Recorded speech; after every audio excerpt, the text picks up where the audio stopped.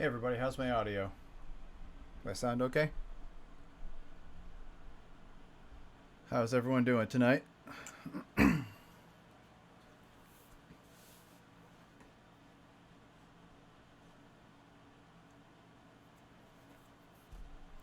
grab a glass of water or whatever you want to drink. We'll be ready in a second.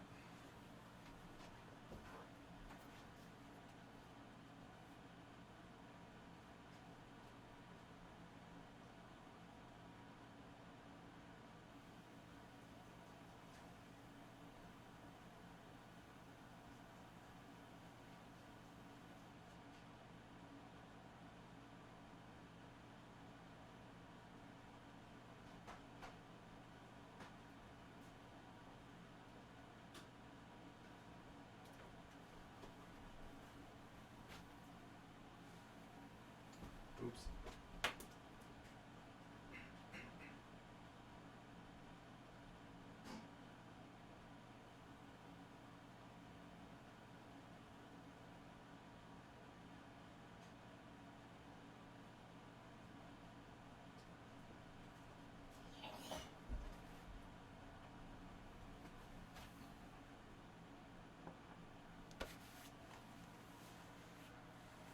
All right. Push this in. It's going to sound terrible. So let me mute my mic.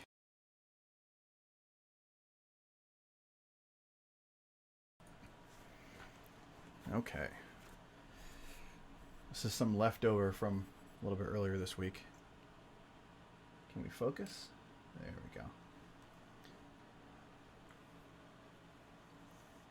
Heyo. What's up, Reaper?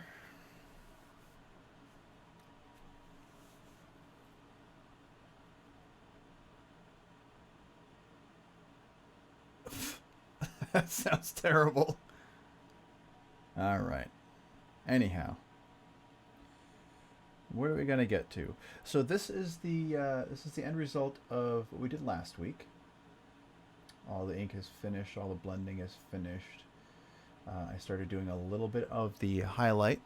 I'm talking away from my mic, which is a bad idea. So we did a little bit of the highlights on the outfit at the moment, which is good. We've got a little bit of gold here.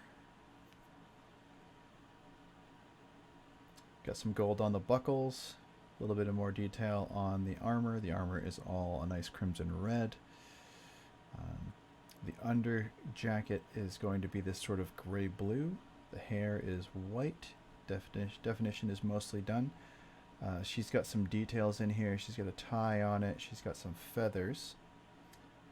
We can pick out her facial details fairly well. This mini is very small. I don't think I'm going to bother trying to do eyes because she's kind of squinting to shoot. I'm going to work on some metallics right down in here for the arm filigree on the bow.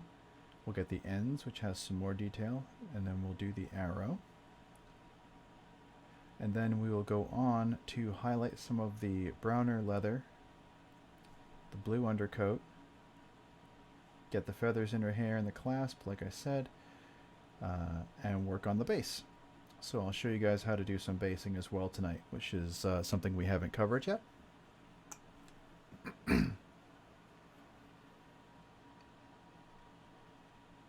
All right, let's move it up. I don't know if my... I do not. I don't typically use a magnifying glass.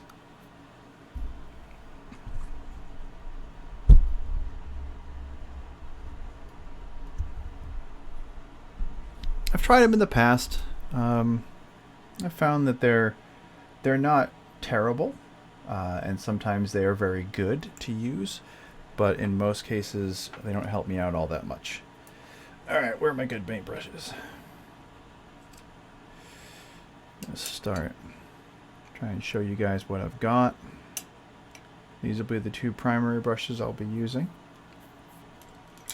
I'm working with some Vallejo paints that Delirium picked up for me in exchange to paint all these minis. let's see if we can get into it. Working with 3.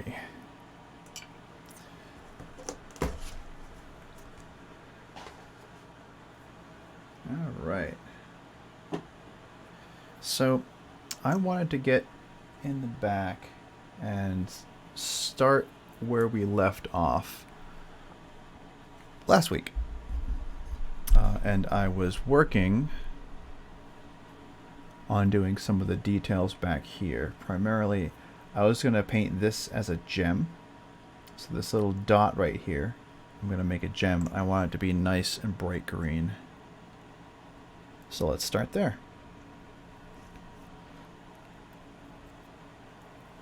Heyo!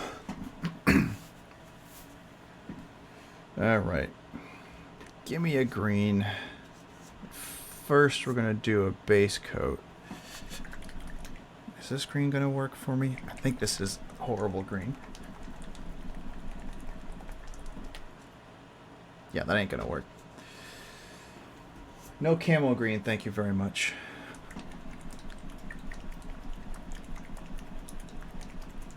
Shaky, shaky, shaky, shaky, shaky.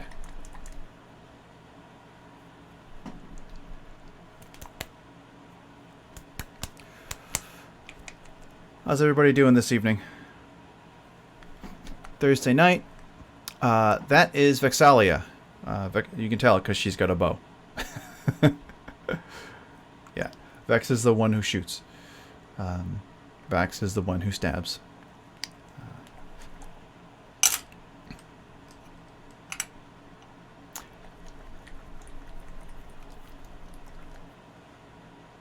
Reaper, have I seen you in chat before?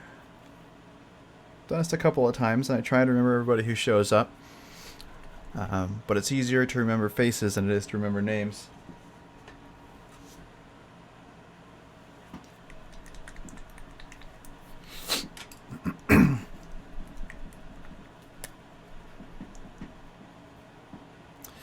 All right.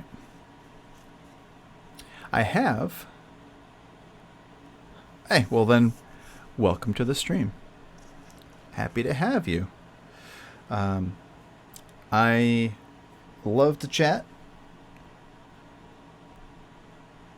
And I love to have a good conversation with folks in stream. It's always nice. I learn from folks as much as I hope to teach them tricks. So much so that I learned I really was missing out not using a wet palette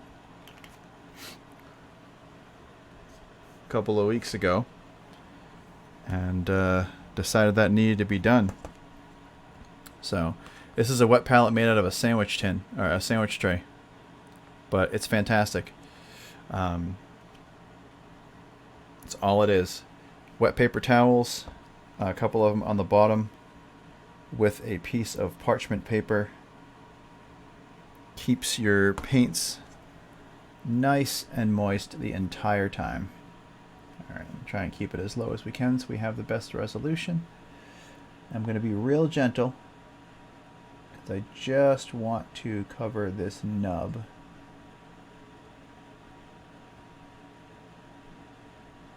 With green. Don't worry too much about getting on underneath. It's easy to fix. We haven't highlighted the leather wrap on the quiver yet. So we did that. Then we're going to go back in. And what I like to do is you figure if the sun's coming from up top, you've actually got a bigger light on the bottom of a gem than on the top. So you put a little swath on the bottom, and then you do a dot, just a dot up on the top.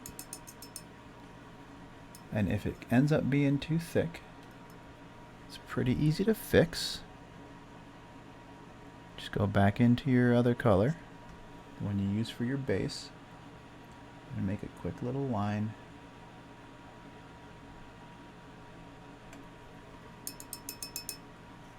Doesn't take much. And that's going to be a nice sort of green gem. Do we still have the brown from last week? I think this is a different set of paints. Hey, look, cat fuzz. Get rid of that.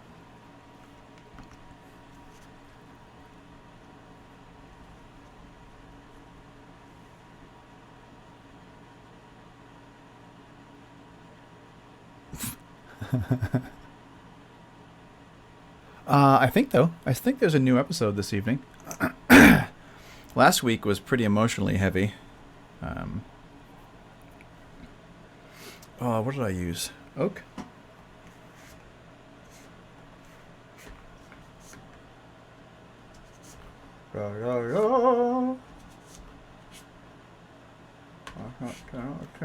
Don't want the tin. Earth. Gray. There's an oak color in here somewhere. This is the only thing about the case, is that it can be very tricky to pick out your colors again.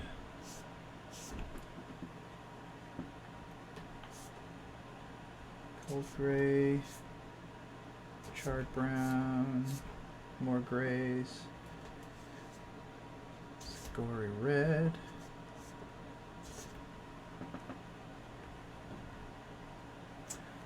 And the question about the Vallejo paints. They are excellent.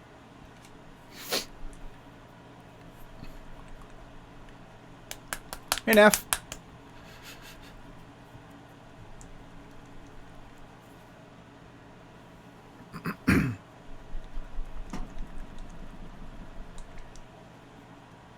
Yeah, I guess that's right. Didn't Vex always kind of have an accent?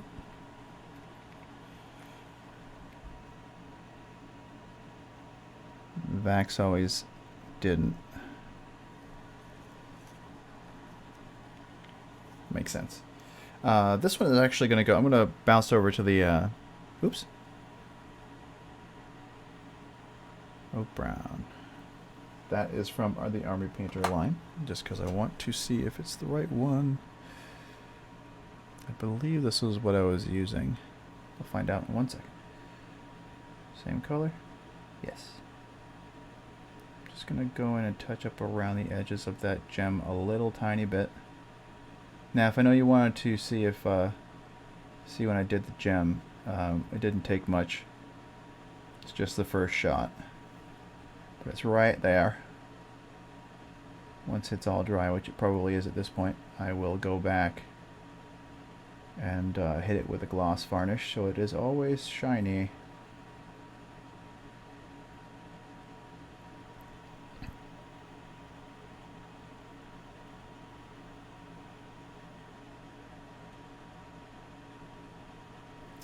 Yeah, I know. It's not, it isn't much.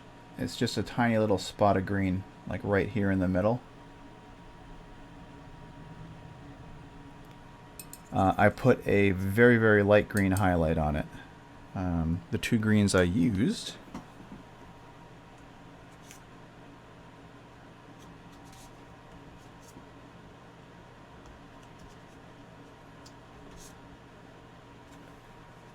I highlighted with this one, this livery green, and the base was this one, sick green. Now I'm going to take a little bit of this gloss varnish. Not going to bother putting it on my wet palette. I'm just going to drop it right here because I need a super tiny amount of it. Just going to get the brush nice and soaked. It's kind of hard to see because it's so small. But I'm going to pretty liberally apply it. And that should basically look wet forever. Alright, let's get in here and take care of what next. Touch that up a little bit. We've got the leathers, we've got all the fancy bits on the bow.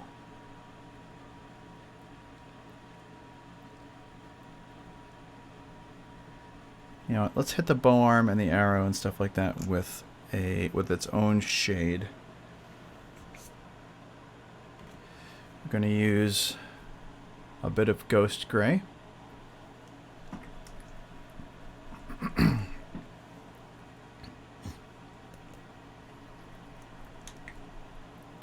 You should be able to see it pretty consistently all the way through. Like, it'll jump out pretty well. Yeah, that's going to show up real nice. You'll be able to see it from table side. It'll look pretty cool. So even from... you can't see crap with my other camera. Yeah, it should look pretty nice. I like it. All right, let's get a bit of this ghost gray on the palette. I'm going to use this as kind of a base coat. The base coat for the bow, because I want to be able to see it.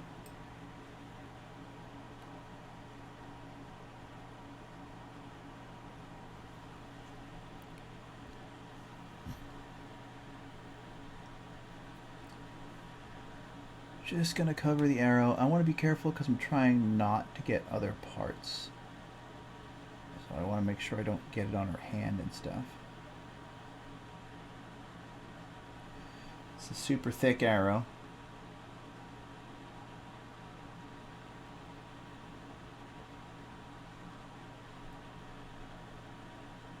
You guys listening to any music while watching? Or playing other games or something? Got me in the background? Or am I in the foreground? Just curious. Trying to figure out what people do.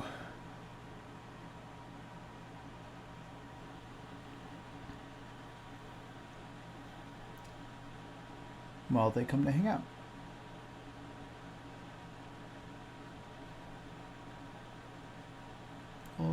We'll do metal on the arrow tip later on. Like I said, right now I just want it to be a little bit different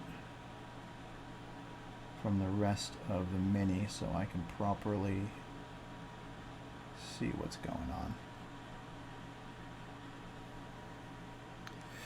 Again, as always, I rinse my brush off a lot because I don't like it when it goes on chunky. And more layers of thinner paint is better than one thick layer of paint, because that one thick layer of paint will look like toothpaste and ruin what you're doing. And you got the arms. Not going to worry too much about the very top because I think I'm going to paint that a slightly different color.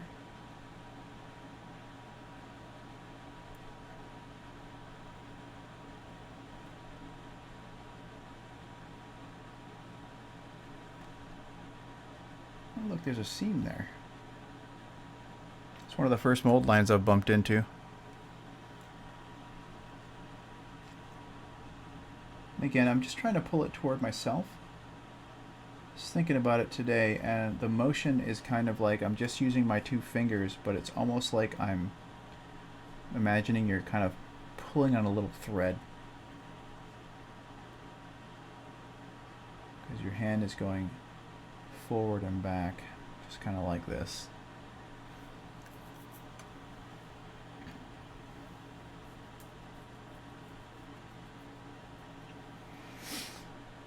Alright, Joe Bob is playing Star Trek Online.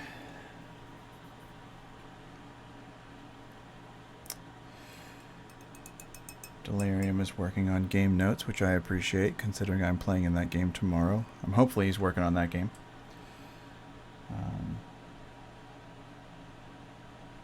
I mean, he could be working on a number of games. He runs a lot of games.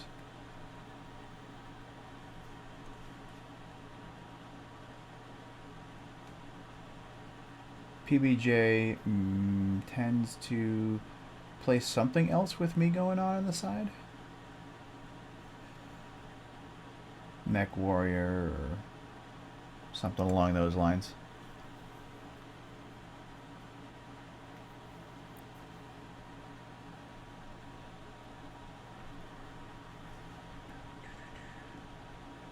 Okay, bringing it up. Again, just kind of small motions. Keep track of where your brush is. We're not looking for a high speed kind of thing. Speed painting is an entirely different set of skills and relies mostly on tricks to get things done.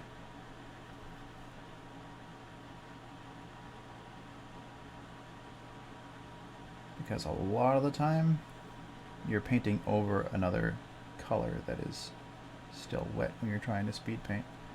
So you got to be kind of careful. Yeah, that'll work.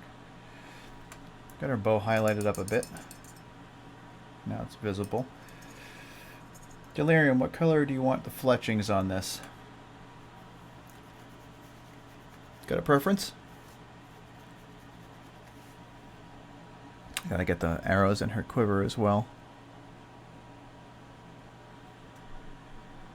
You can choose as many as you want. There are 6 arrows.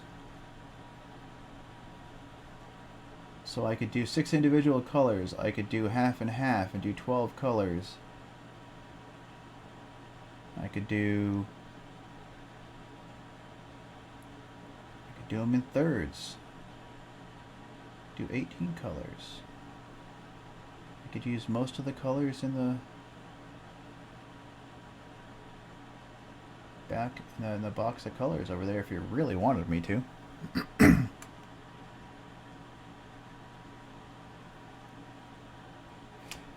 You can't really see. I might be able to pick out a guide color.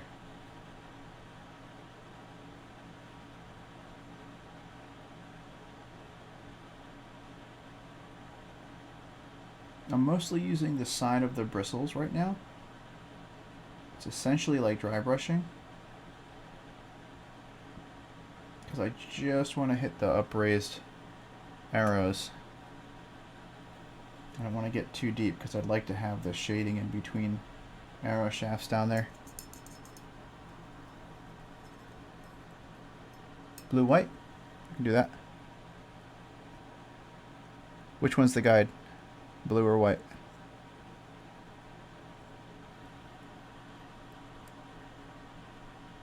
Okay. So mostly blue fletchings with a white one standing out.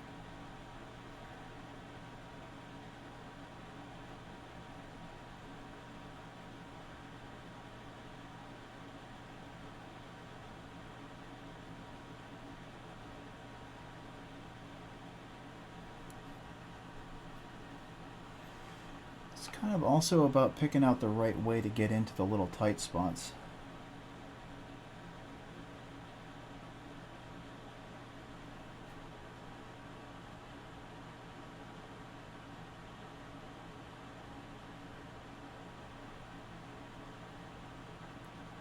And again, I'm going to overpaint a little bit because I want it to kind of be nice and visible.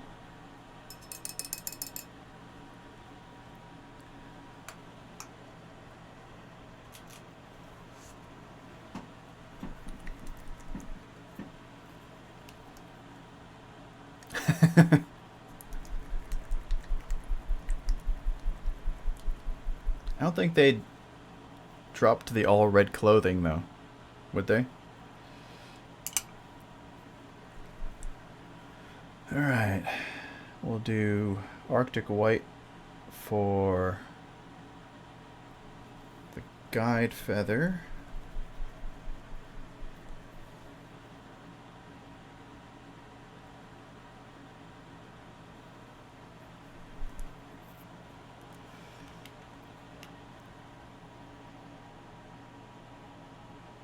Very little of this white at the moment.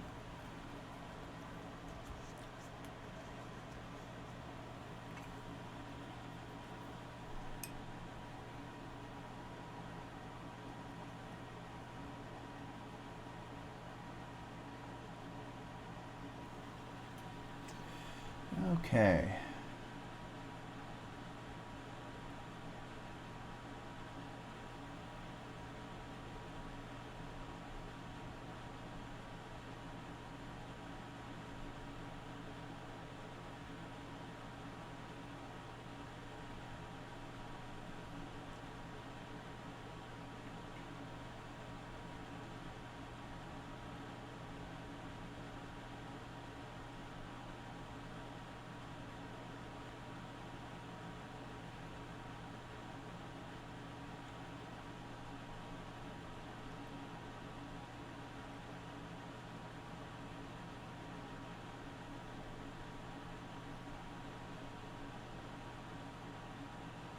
Getting in here, picking out some of them, and I'm not worried too much if I go over into the other ones because they are going to have a blue mix. So.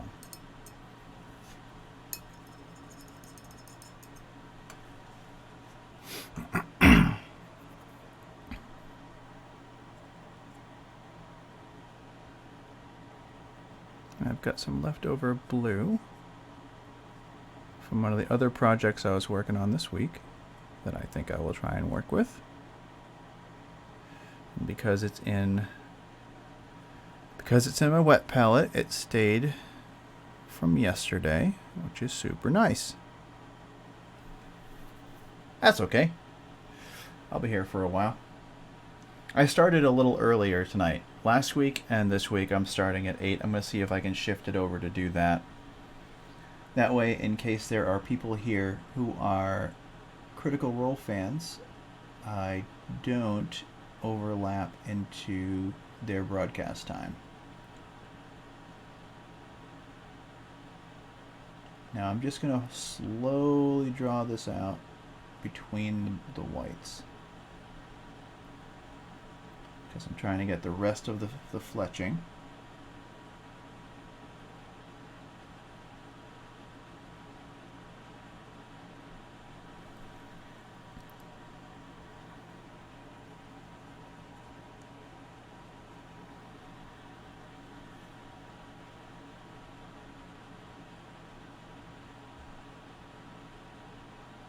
Because I'm keeping the paint pretty wet, I can almost use it like contrast paint and let it seep into the crack a bit, which should be pretty good.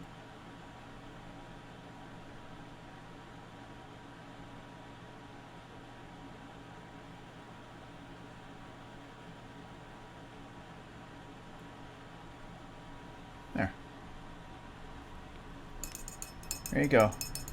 Blue fletchings with a white guide fletching.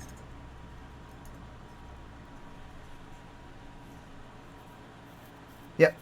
I was going to get into the detail process, so I wanted to continue with this one and get her finished. So far, I've done the green gem on the quiver and the arrows themselves. I did the arrow and the bow. I lightened them up so I could more easily differentiate them. Speaking of which, let me finish the fletching on the drawn arrow.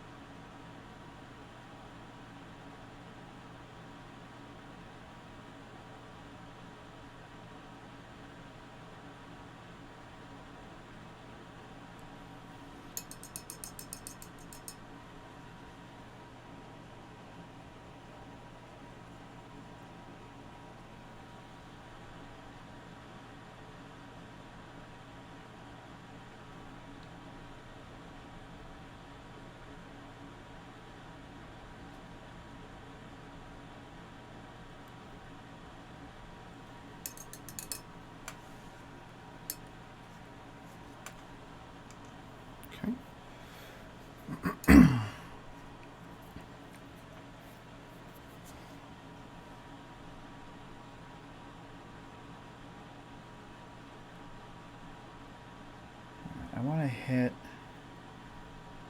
I did a little bit of the highlight on the gold and brass already. I think I did that at the end last time. But I'm going to work on the filigree on the arms of the bow. I think I want that.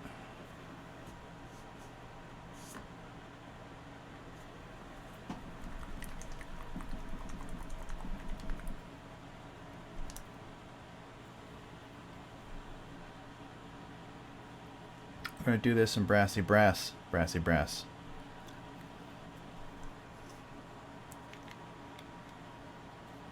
Primarily. Again, don't need a whole lot, just putting a little dab of it down.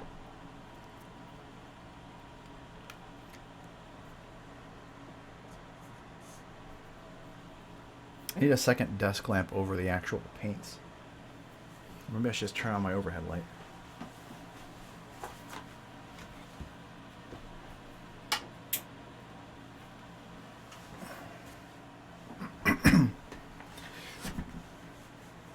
That makes it a little bit easier. Figures. Can't see. Turn on the light, dummy. Alright, where are we going?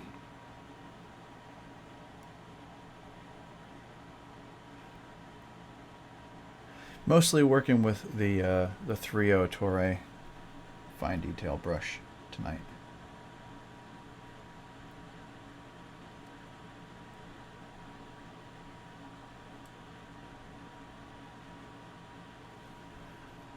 Guess we'll be working in the small spaces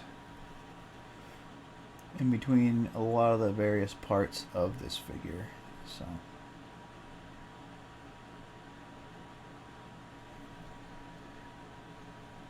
try to always pull. Oh, you know what I forgot? I picked something up today.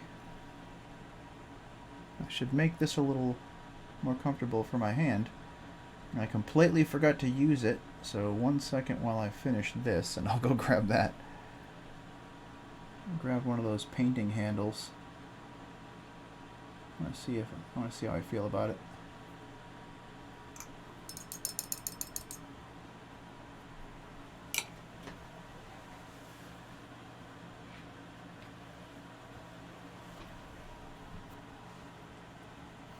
I got one of these things.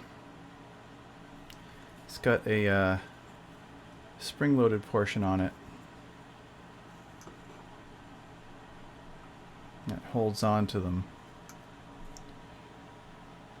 One of my friends uses one, and it looked kind of cool. So now I can hold on to her like this.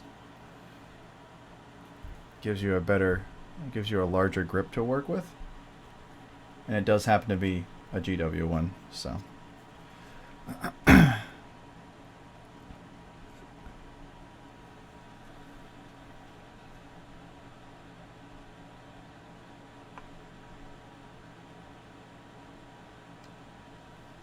The Citadel paints are also pretty good, and I think their new ones are going up in quality, so I've got to try some of those out as well.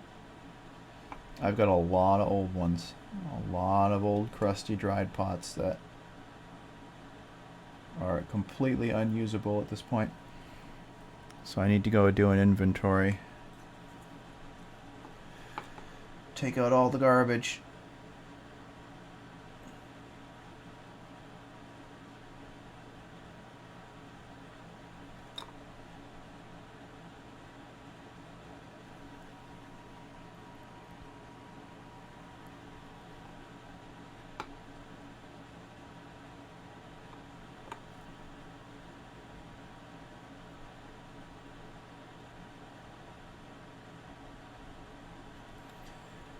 Trying to get the base coat on this one.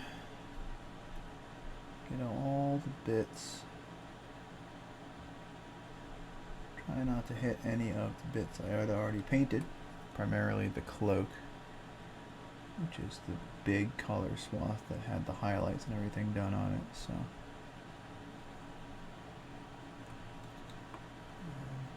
the inside here.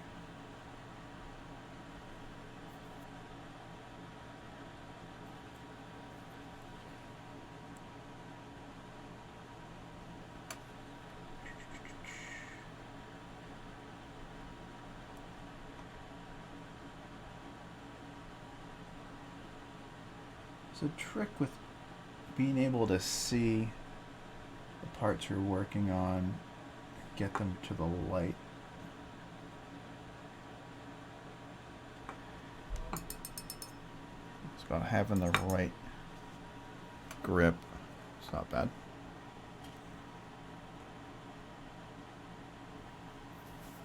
Just coming out, just working out. It's pretty good. I should get the tips. So there's an end cap down here.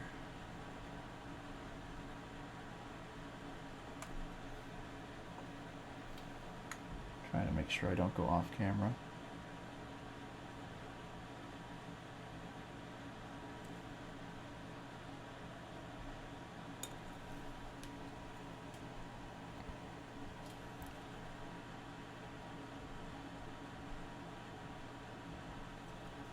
Very fancy little white and gold bow. I believe this was supposed to be after the character had got her super special bow.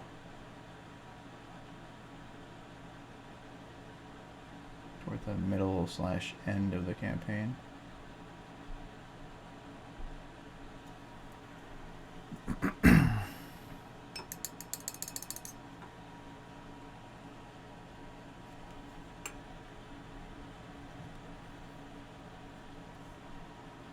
Coming along.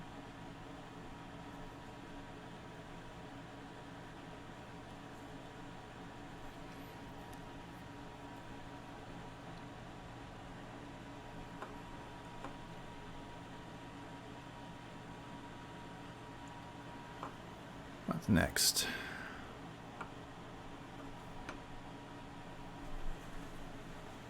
I should put a piece of tape over it so it doesn't look like I'm sponsoring Citadel. I don't want to get in trouble from them. I don't think I'm big enough for that kind of stuff, though. We'll see. What's next? What's next? What's next? I think I'm going to go to the dark wash. Strong dark tone. You know what? I already have some dark tone out. Again, from the other day. And my wet palette has kept it wet. Doing its job. I'm going to go over all of this with the dark tone because it should get into the cracks and pick out some of those details for me. I think I'm going to use my larger brush for it.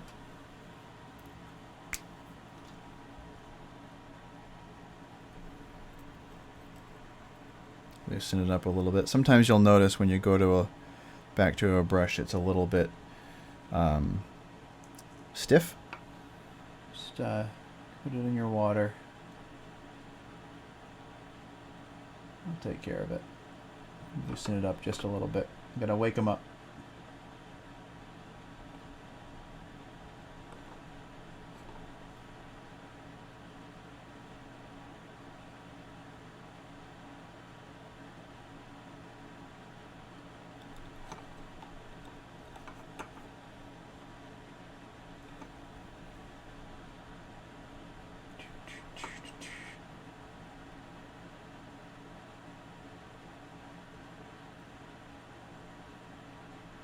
It's okay if you go over the hand a little, because it's going to just pick out the fingers a little bit more. I think the bow's looking a little too white, so I want to darken that up a little bit with a little bit of the dark wash as well. So we're just going to do the whole thing.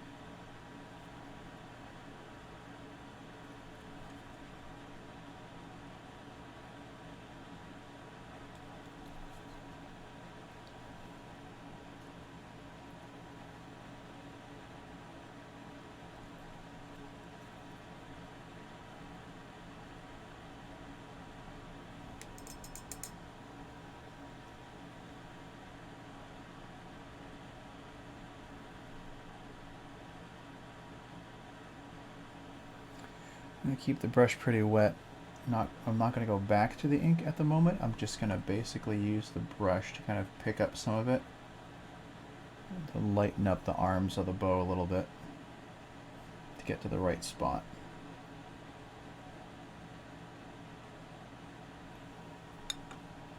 That'll help.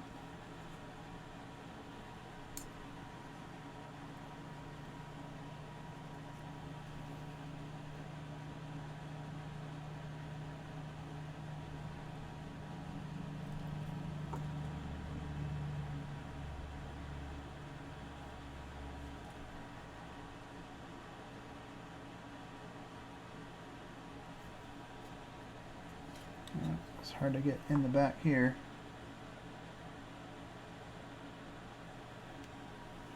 As a matter of fact, I think I missed that spot.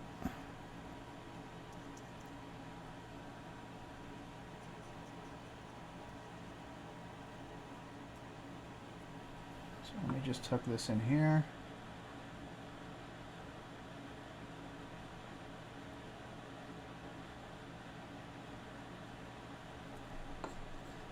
That's better.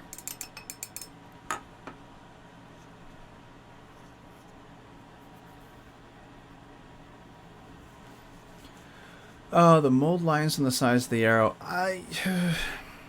The mold lines maybe. The only part I noticed it really was on the bow, and it doesn't really, you can't see it anymore. The width of the arrow, I wouldn't bother trying to shave that down, because it's very small and plastic, and you don't want to really get into there, because if you start to make it wavy, if it doesn't stay straight, it's not worth the trouble. You'll end up with an arrow that is either broken or zigzaggy or yeah.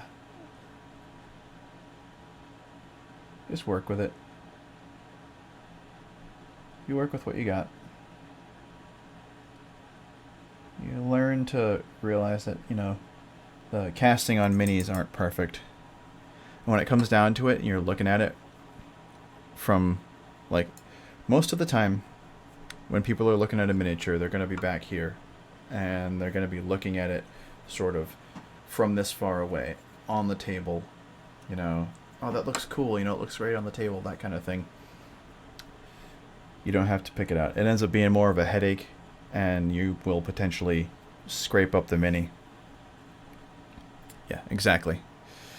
You can kind of get it straight, but if it catches, you can start having bumps, and you can start making it worse off than it was before you started.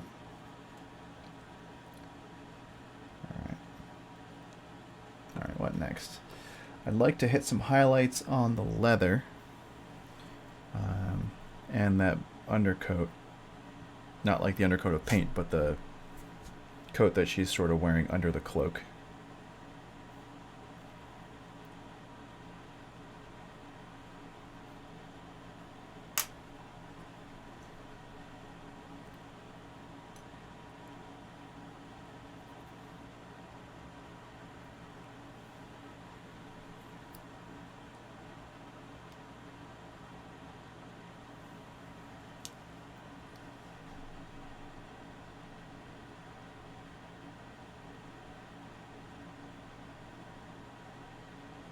Alright. Now the question is, what do I want to highlight that with? Not the same gray that's nearly white. A lot of these are really, really light grays. I don't want to go there. I almost want to do a blue, like the arrows.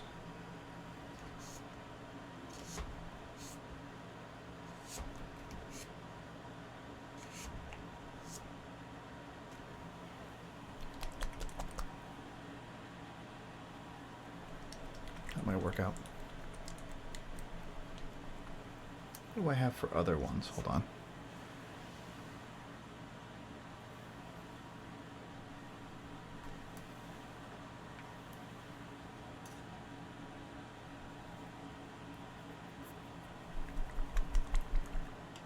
Doing a little mix and match. Vallejo Army Painter.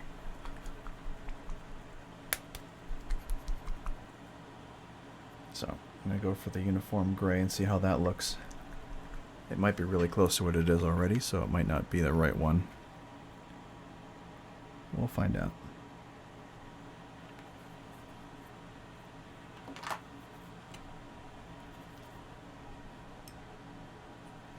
Might be able to do that with a larger brush. It's going to be underneath everything. I don't necessarily want to risk it.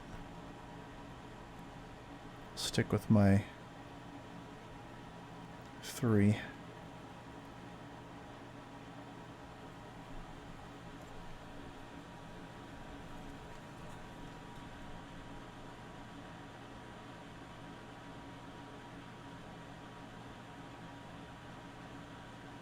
Yeah, that's going to work out all right. So I'm going to go over this again. I'll give this a wash as well.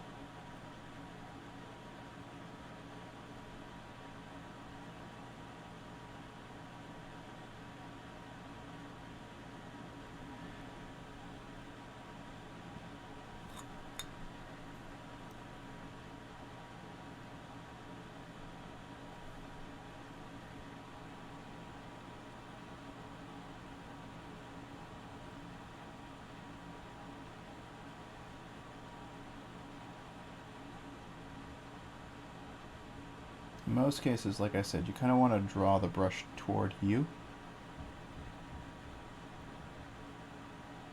Makes it a little easier to control.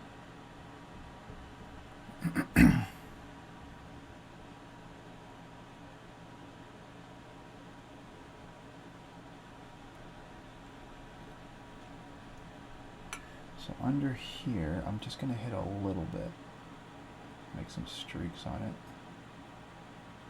Because there are some folds back there that I don't really want to compromise.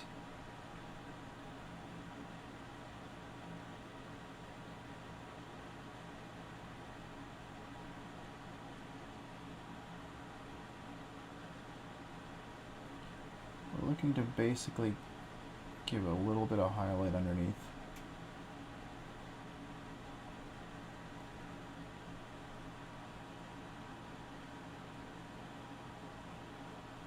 A lot of this is going to be in the shadow of her cloak, except for the outer edge here.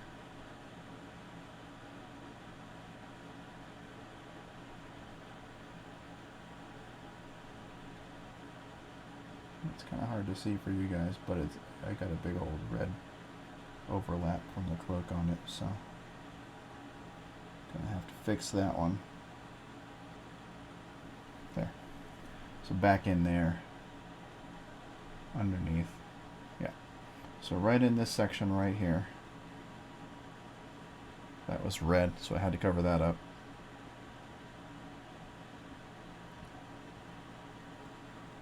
Okay.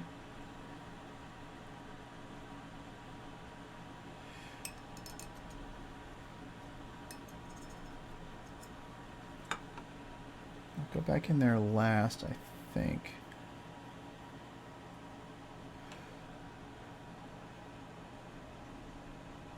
Pick out some more of that like smoky light gray.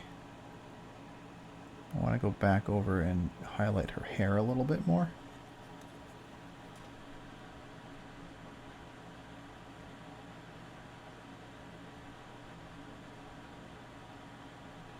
Again, this is one of those situations where I'm sort of using the edge of the bristles as opposed to dragging the brush through. I'm just trying to get couple of the upraised sections of it.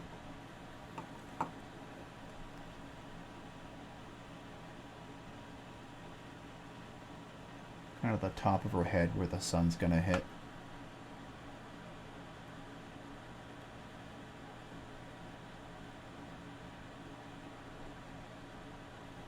Picking out a little bit more of the detail on the hair.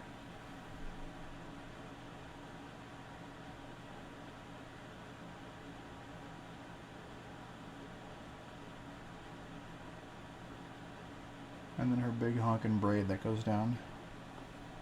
A little bit on that as well. I need to move my camera up a little. I feel like I'm losing focus a lot.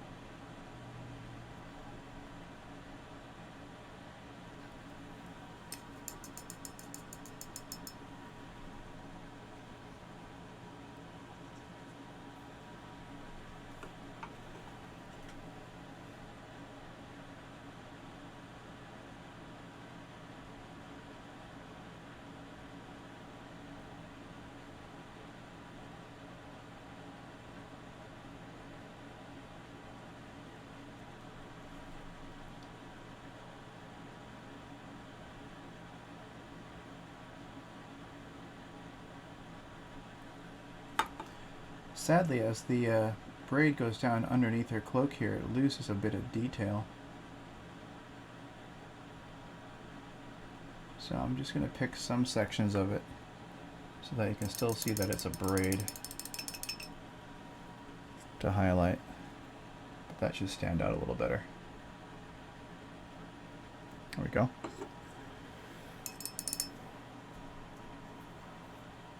Alright, time for some leather highlighting.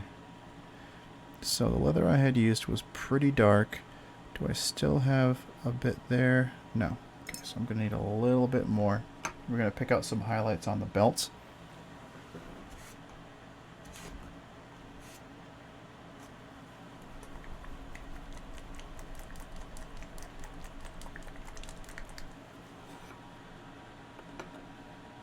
Just going to use this tan color.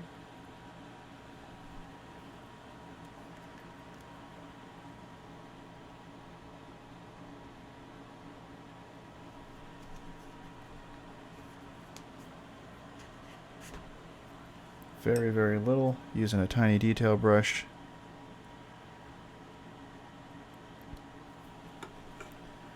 Okay, so she's got some toes of her boots here. What I want to do,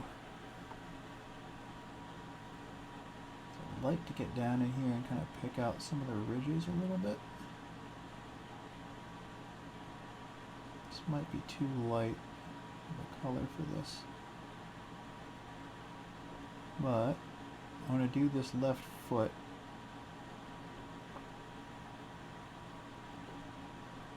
And then I'm going to see what happens if I do a quick wash.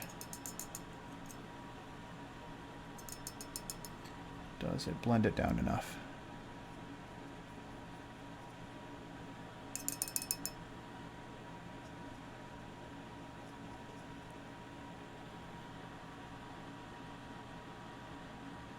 The answer is heck no.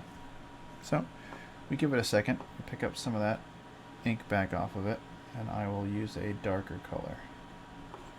So we'll go back over it with the tan, with the brown that we had used in the back.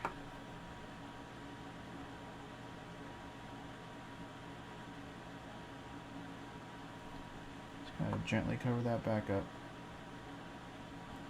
I think I used an even darker brown.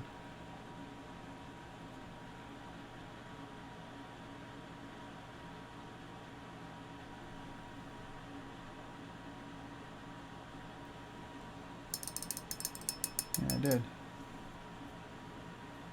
Alright. Let's try that brown on the other boot and see how it looks.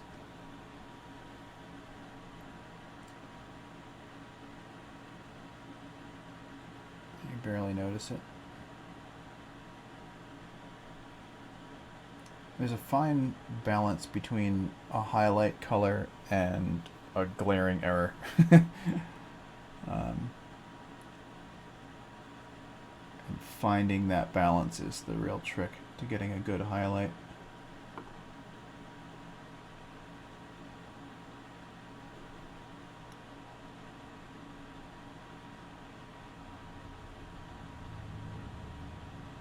This is more of a subtle staging up. It's like one shade high, lighter. It might let me pick out some more of the details. If I just do the belts and stuff like that, it'll actually let me cover the sections that were in red.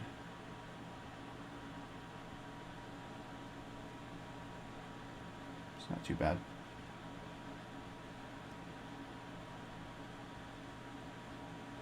It's not too crazy that it's getting all over everything and making it look weird. So that's good. You know, there's a little mold line down here too. I didn't think there would be. So I'm a little surprised. Yeah. Get back to that in a second.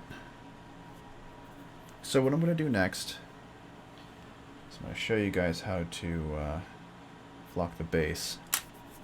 Oh no, I almost skipped the feathers in her hair. So let's do some cool colors up there, shall we? I'm gonna go with that blue, definitely, that we used for the fletchings, because why wouldn't you use one of the extra fletching feathers in your hair? Yes, I'll get to the arrowhead in a moment. Can you see that? Are we in the right spot? So we're working on this one. She's got a couple feathers tucked behind her ear.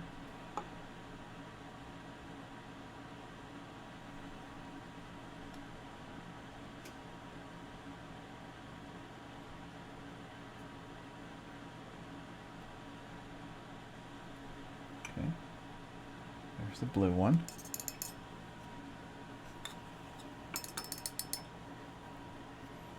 Can do one in that bright white.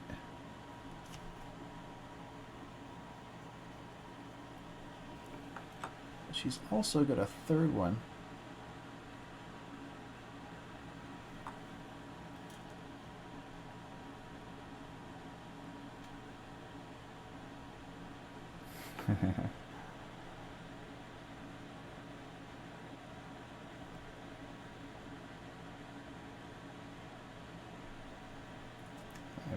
right into the other. I hit the blue one a little bit. It's alright.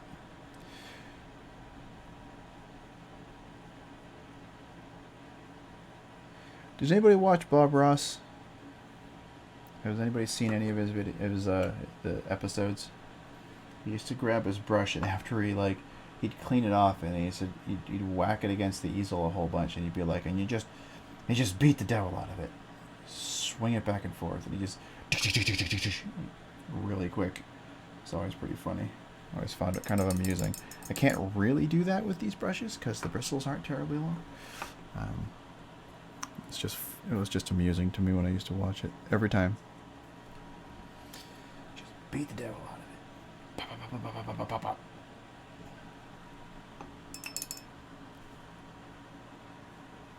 Yep, used to watch them all the time when I was little. All right, blue feather, white feather, red feather, obviously.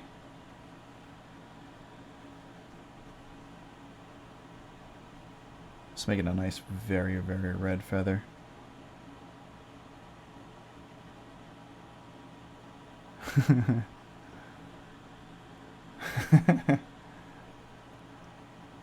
I think by he means me and not Bob Ross.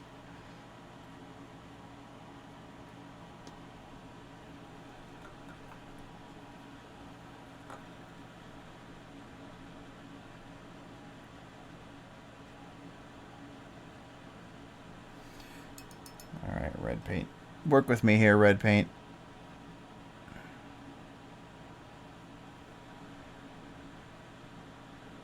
As you start painting, you'll notice that the thinner colors tend to be reds and yellows, and anything that kind of goes over into it. And I don't know why I ended up... her paint scheme is becoming red, white, and blue, and that wasn't intentional. Maybe we'll change that up. Maybe I should do a purple feather there. But what I was saying is the thinner paints tend to be very, very tricky to put on in larger areas.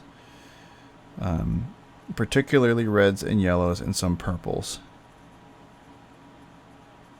And it's just because the different companies have different sort of processes they use to make their paints.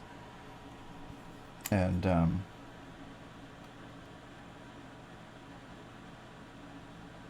they don't necessarily coat the same way.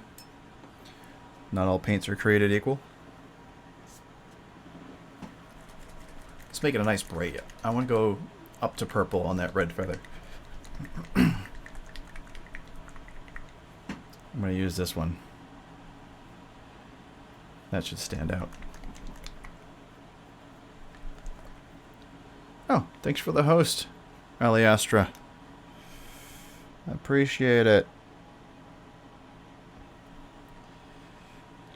Any boosting I can get. Any boosting I can get. Someday I'll make associate, and then maybe I'll be able to get subscribers.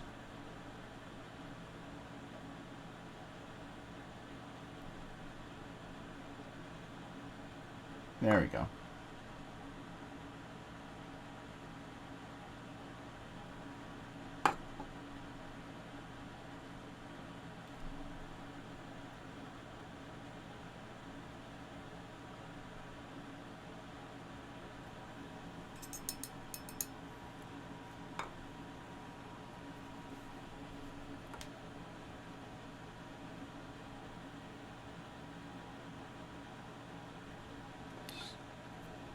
Coming up.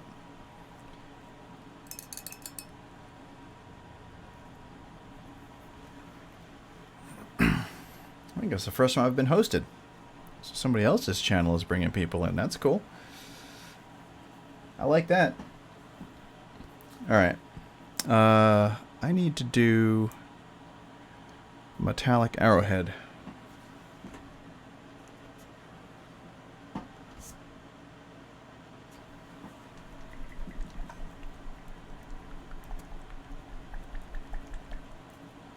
Let's go with a bit of this gunmetal color. Vallejo gunmetal. I only need a little tiny drop of it, obviously. This is what happens when you start getting into the details. You get a paint palette that has a million different colors on it, and they're all tiny little spots.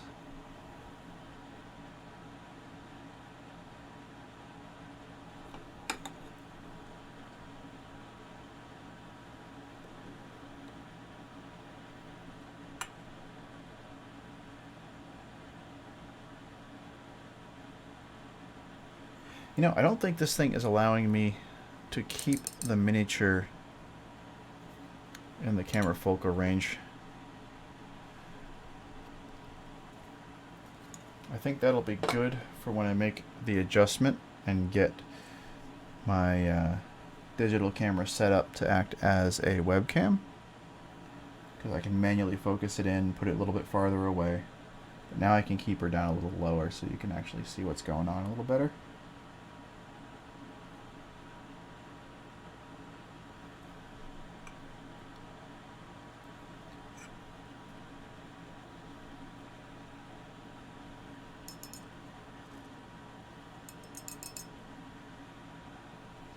Okay. And I was going to go...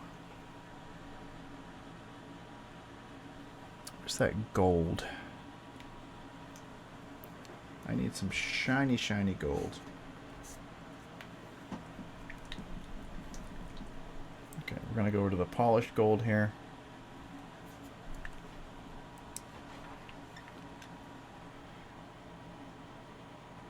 Because I want to highlight all the metallic, all the gold metallic stuff on the bow, possibly the buckles. So I'm going to be real careful, because the metallics, unlike the reds and the yellows and the whites, tend to be very thick.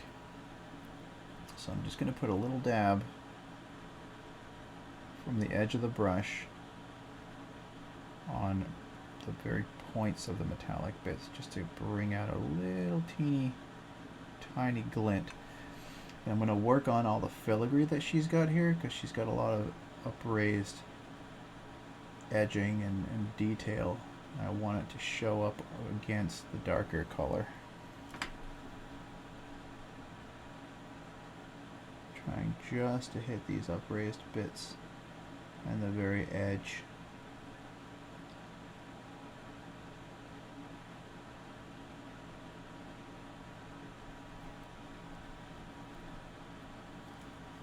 See that all right?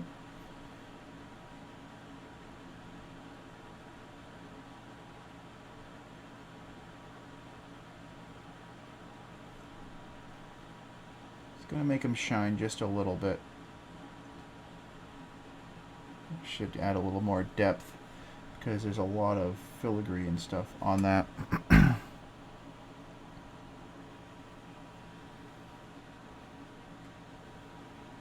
I don't even know where I got that. Painted myself again.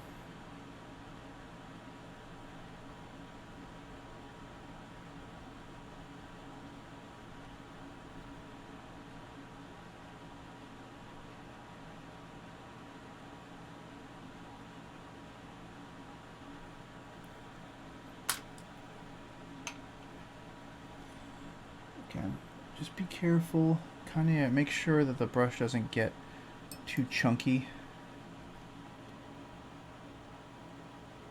Pop it to the side. Get a little bit of it washed out. Beat the devil out of it. Come back.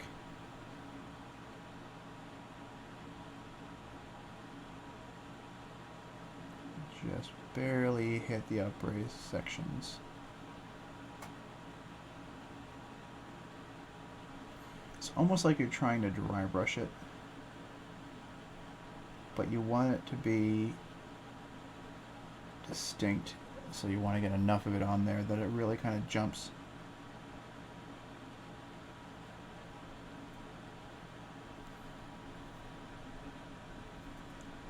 At the very top of this part.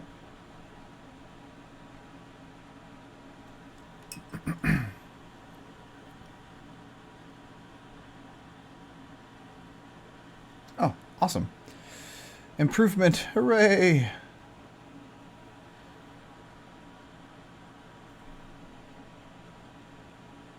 think my camera, from what I can see, doesn't look necessarily quite as sharp. Hopefully it looks better for you guys.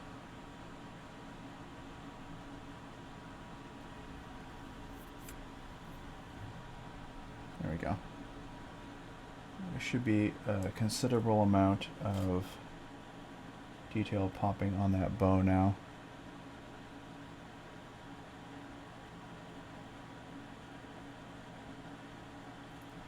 I'm going to go back here and I'm going to hit some edges as well. Bring that out a little bit more.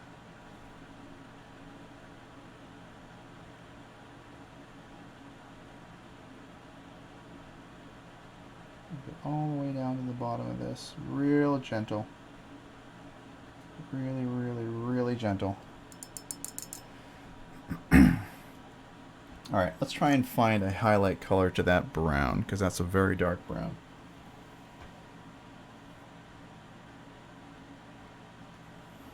I feel like it's almost a gray.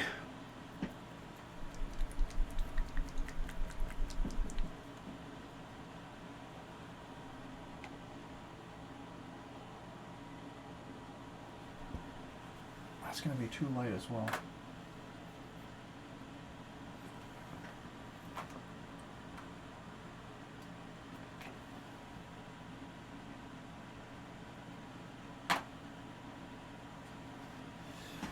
What to do?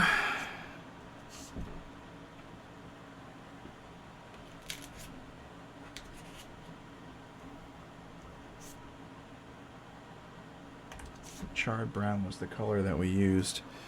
I think I'm going to mix it. Alright, give me some of the gray that we used.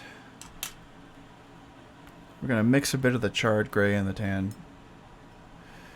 Take this and that.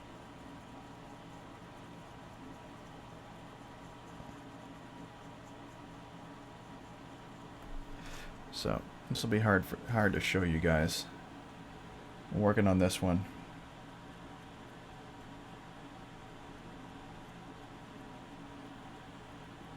And yes, that's the rest of the paint colors. That should work. Put the big brush back. Actually, yeah, put the big brush back, grab the little brush again. Pull up a little bit of that newly mixed color that we did. The oak brown and what was that? What gray was that? Somber gray. Oak brown, somber gray. Let's try it again. Yeah, that's better. A little more subtle. A little less starkly colored. You can still see the detail on the boot, and you can tell it's a slightly lighter color, but it's not, oh my god, in your face. Yeah, that's gonna work. She's got a strap above her foot there, right in here. Take off the toe. I tend to get the heel, because the heel always reflects something.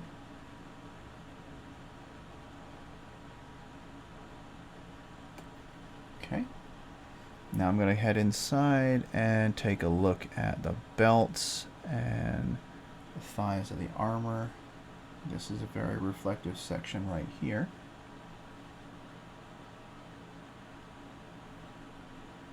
So we're going to pick that up a bit.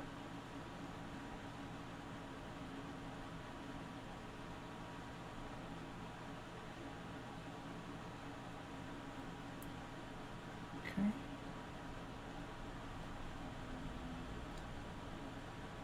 Right on this line right here, just above the boot.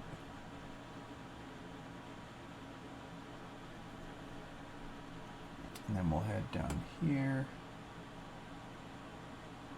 Match that up at the top. It will not go down underneath.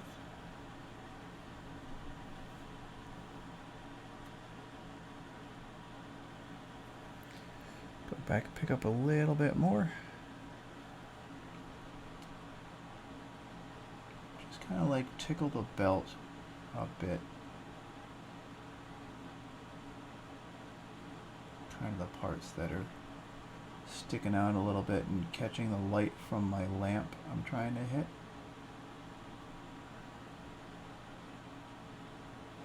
Very careful that I don't go back over my reds.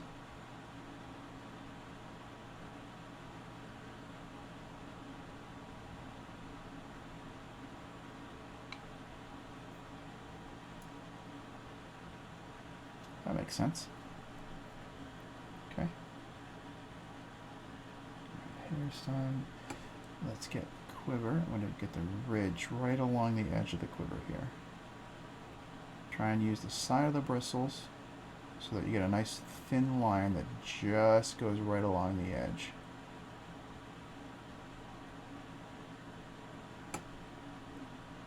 And then what I tend to do on flat surfaces, because I like the way it looks, is I'll do a little bit of crosshatch.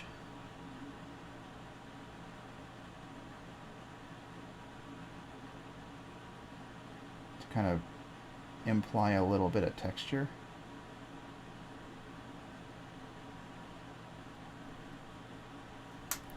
So it doesn't necessarily seem like super flat.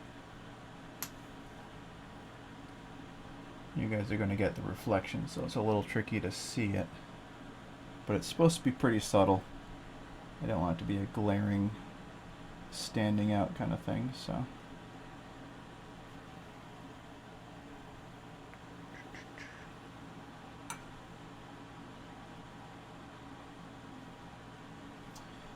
I need to put a little bit more highlight up on this port because it's very flat.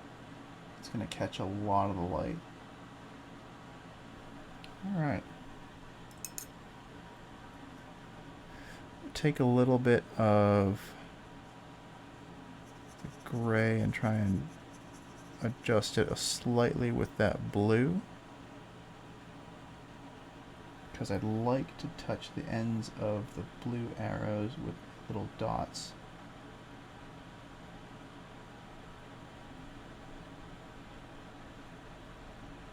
Kind of catch a highlight on those.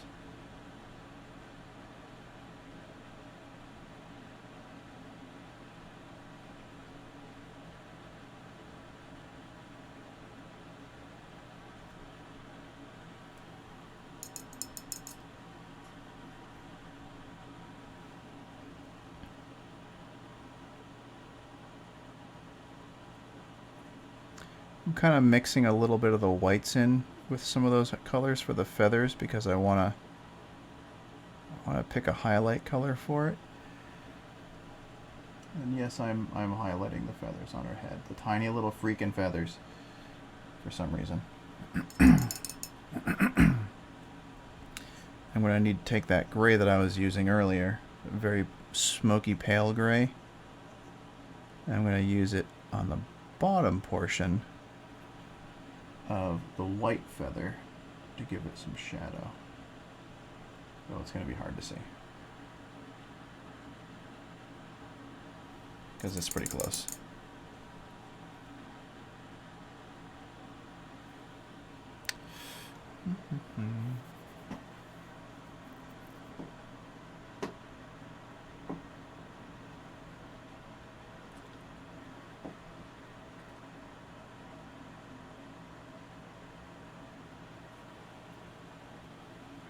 I'm going to do a little bit of this. This is a shade color from Citadel. It's a dark elf shade color, but I'm going to just really thin it out. And I'm going to put it in between the fletchings.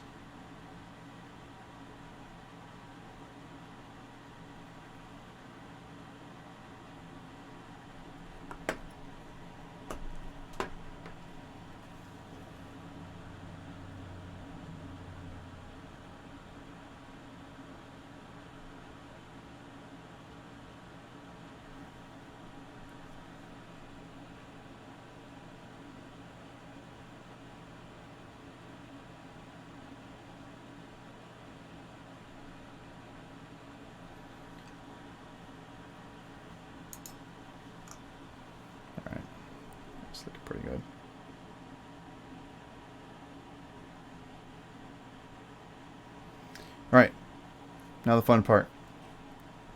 That's what I was telling you guys. We're going to be able to do. Okay. I'm going to take some PVA glue. Standard Elmer's kind of PVA glue. And I've got a little bucket of sand. It's got a bunch of chunks in it. This is holdover stuff from Games Workshop-y craziness. The PVA glue is literally an old cracking bottle of PVA Citadel color. This I put directly on the palette. No need to put it on a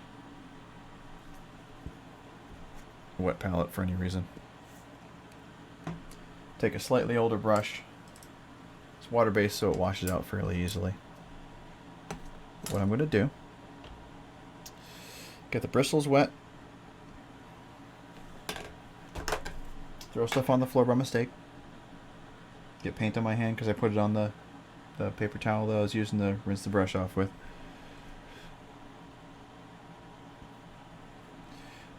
Get it all over this. I'm going to paint it all over the base of the Mini.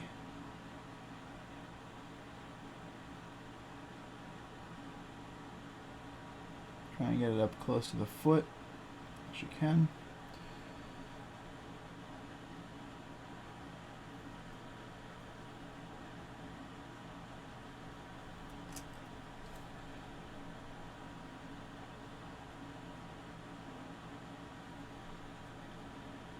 Just spread it all over the base of the miniature. Push it all up to the boots.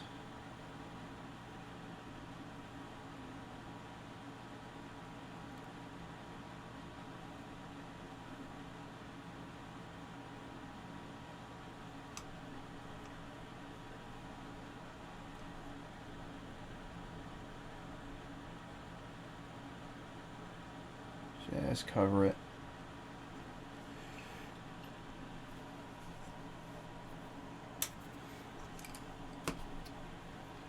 Slide it through,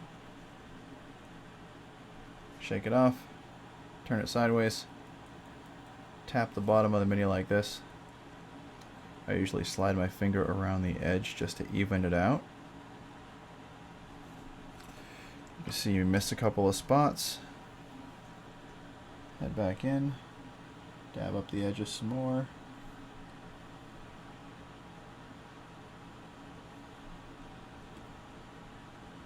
Sometimes the glue will coat well and sometimes it will not. And that, if it pulls up a little bit, that's when you get it pulling away from the edges of the miniature base. So just kind of go around, touch up the corners a bit.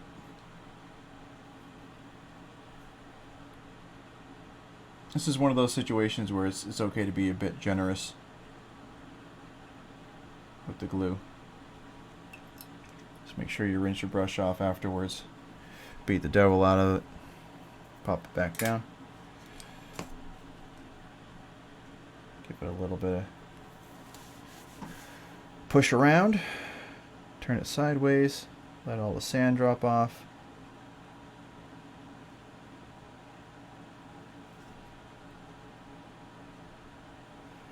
At the moment, what we're going to do is we'll color the sand as well. Or paint everything. Once it dries, what you'll be able to do with it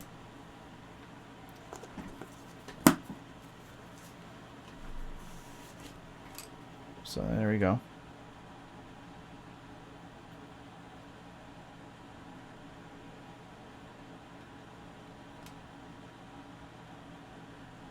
Got a little bit out of shin. Probably from the edge, but that's okay. Just brush it off.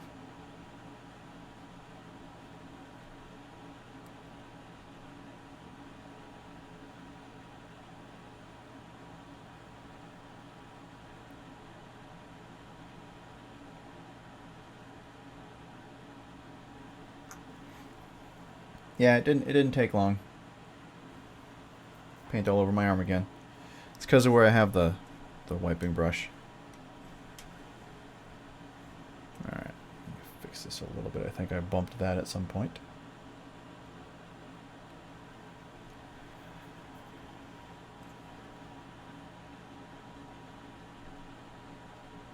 Looking pretty good so far.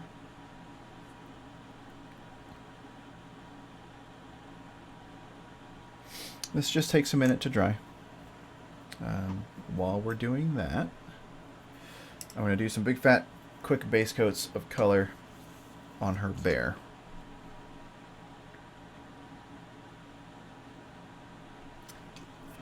Let's start... Oh, which gray do I want to start with?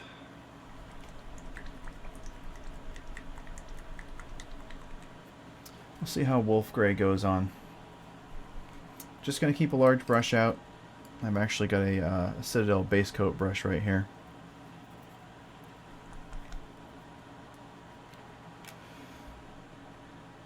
I am going to need a bit of this, because I want to make him polar bear.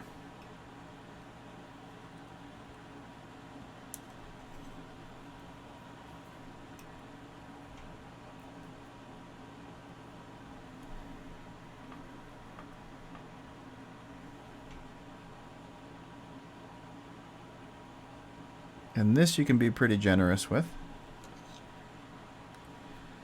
I'm just going to apply it.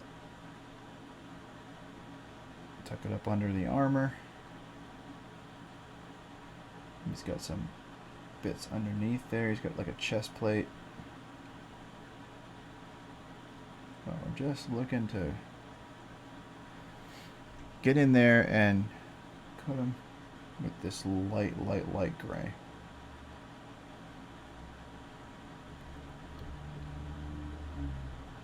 Pretty much any place there's fur.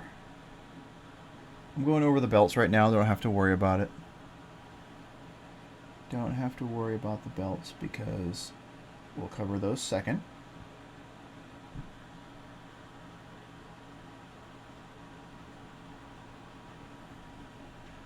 Oh, I'm gonna need.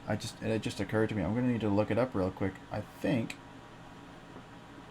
I'm not entirely sure what color polar bears' paws are.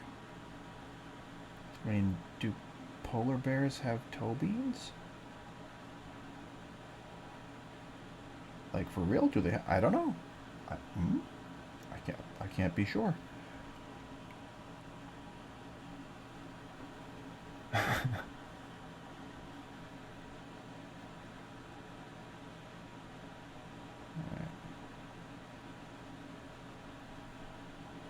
And again, we're working on Vex'Ahlia and Trinket tonight. An alternate color scheme for anybody who's just joined us. I am not painting them per the Critical Role campaign colors. Just having some fun. See what they would look like if we painted them differently. Because the minis are pretty nice. And I'm painting these on commission for Delirium, and he wanted them to be different colors. Figured it'd be kind of cool. Make for some good content. Doing the colors on fur, one of the reasons why I'm starting with this color is because I'm probably going to do some actual like ice white dry brushing over it, and I'm hoping that will show up really nicely, because this is going to be a couple of stages of white. He's a very clean bear, unless we want to make him dirty. I can get his feet, I can get his paws muddy. It's easy enough to do.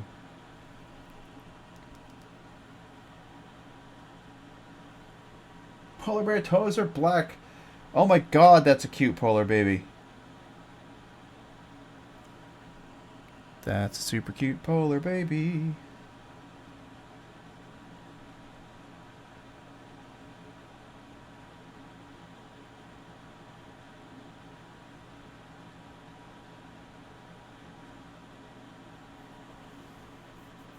Yep, that's adorable.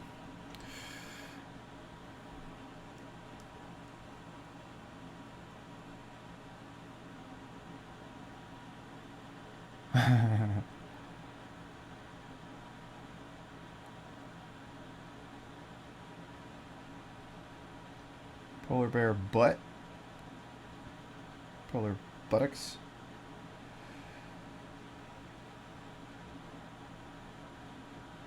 So that's the thing about the PVA glue is it takes a little bit to really set, and the next step on that is with a very wet. You want to use a very wet paint so that it soaks in, and I don't want the bits to come off.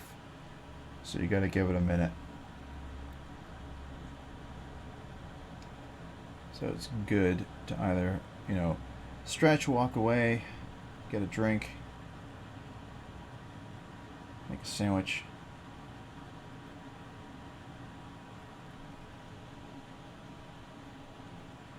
Trying to get all the way under.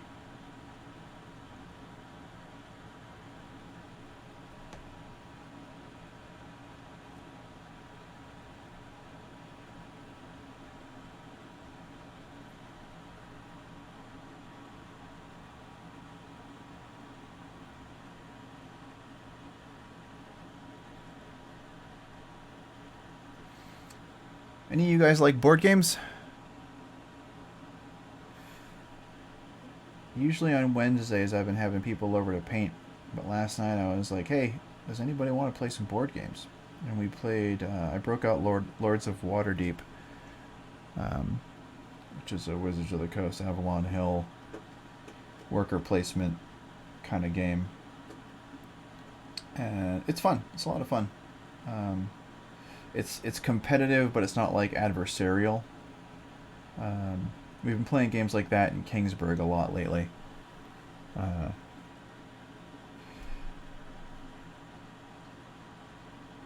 And we had some fun last night for it.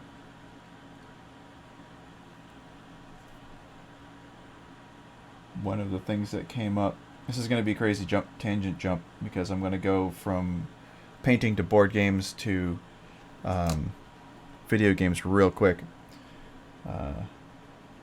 Somebody was like, what do the Magica 2 wizards say? Magica is a really silly, very fast-paced kind of semi-cooperative, semi-destructive adventure game.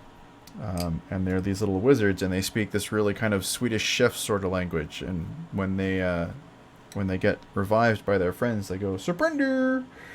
And so I've been saying that all night around my daughter. We were playing Go Fish, and she'd ask for a fish of a particular color, and I'd be like surrender and toss it on the table. It was goofy, but it was fun. I forgot his tail. Where's my, I forgot his tail. I'm a terrible person.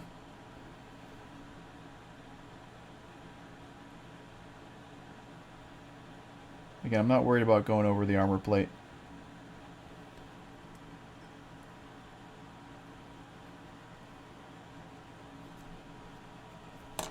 La la la.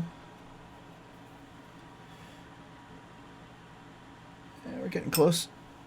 Getting close to being set.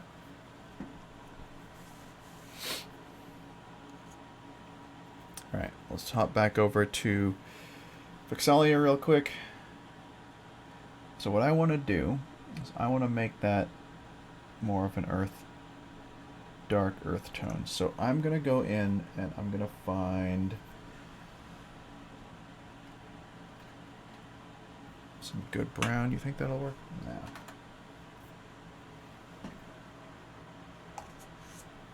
I don't like that one. I like the terracotta color. Never liked the terracotta color. It's just not, I don't feel like it works well. Scorch brown, where are you?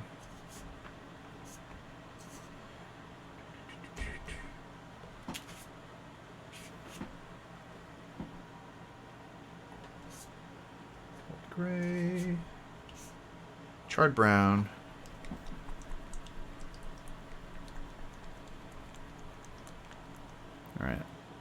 put this over in my palette. And I want it to be real wet. Like, not the paint's not wet, but very watered down. Going in with that base coat brush again. And what I'm gonna do, add a lot of water to this. Okay. Just gonna drag it across lightly.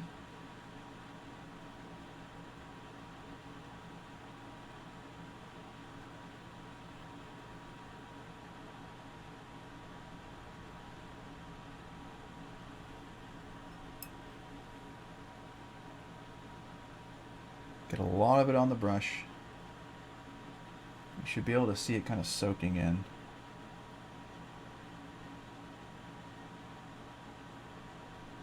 And that way you can kind of stay a little bit away from the boots and the feet and still have it coat properly.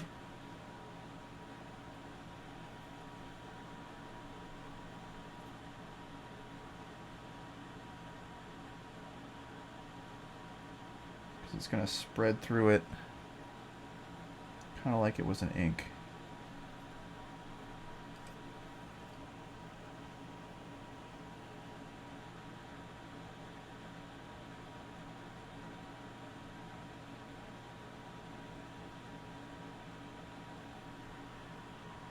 Now I'm way south? Not way. Am I?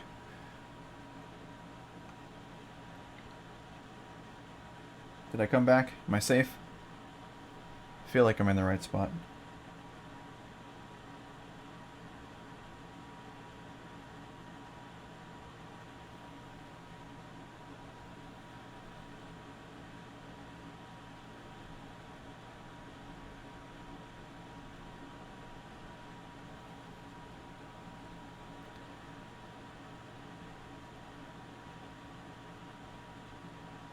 So what we're going to do is once this base coat here is on, underneath everything, I'm going to get a, again, it's really nice because you can get in here and you can actually like, it's fairly easy to demonstrate, but you can highlight to the point where it looks like sand, or not like sand, but like get a little bit, pick a different color and kind of brush it across the top. Now there's also a couple of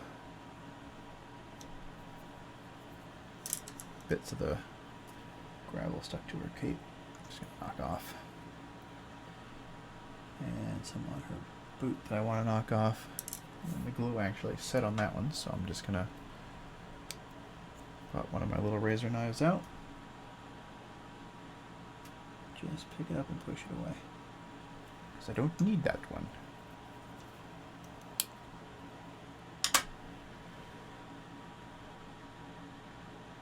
And again, that's going to take a minute. I'm going to set it aside just for a second.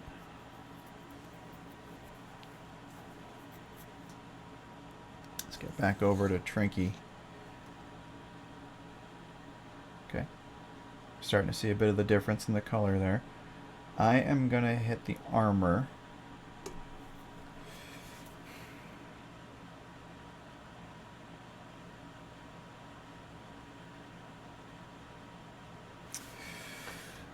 What color do I do? What should it be? Dark?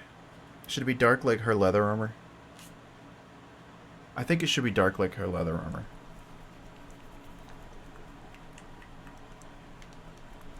It's gonna make a nice contrast. So I haven't had this color in a long time. It's very similar to an old one from Games Workshop from Citadel.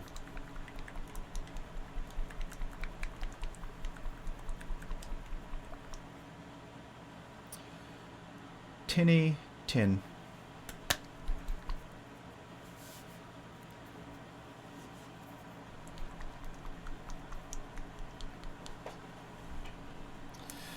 All right, here we go. It's going to be real dark, but it'll be metallic, and I'll go through and we'll do some highlights. I'm going to do some dry brushing over the top. There's my base coat brush.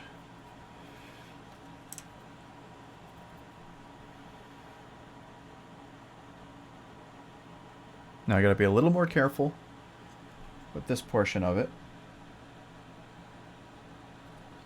A little far south, I get it.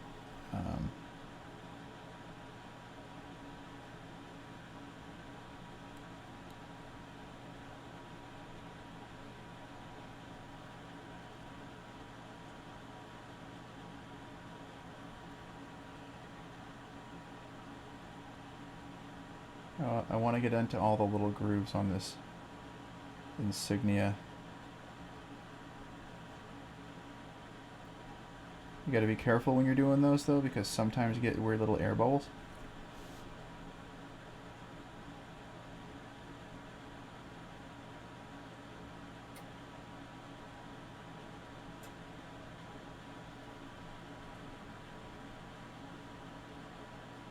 Now again, this is a Vallejo paint. It's not the Citadel, not the old Citadel paint.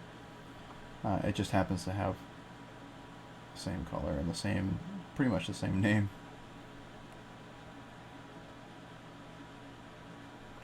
Trying to have longer brush strokes because it'll help not have any actual like brush strokes noticeable in the paint.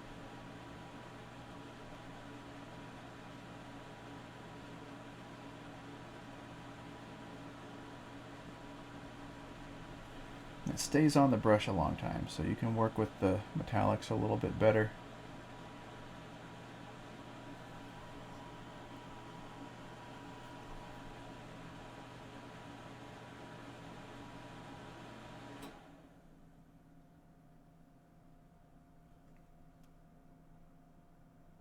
So I'm just trying to cover it nice and quick. Don't rush yourself though, but the big spaces you can do larger brush strokes. Being careful as I come to the edge of the armor plates, because I do not want that. I'm gonna go back with a fine detail brush and get this inside ridge.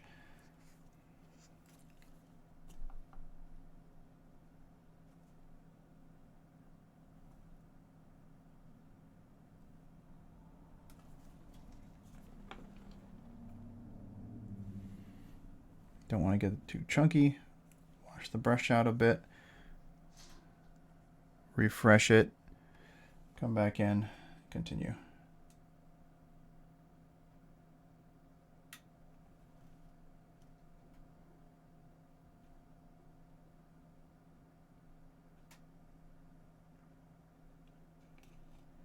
Again, be careful around the edge.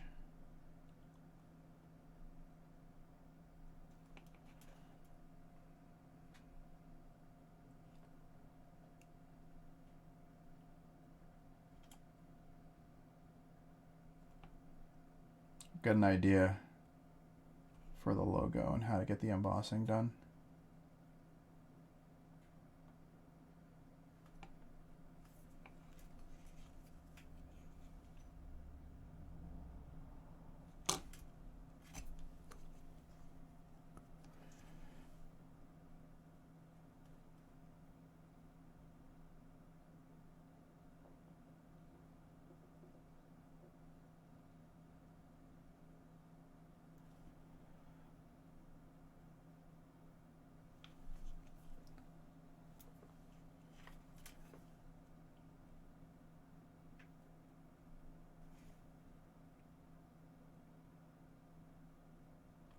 I do like the way this is going. I think this is going to look really good.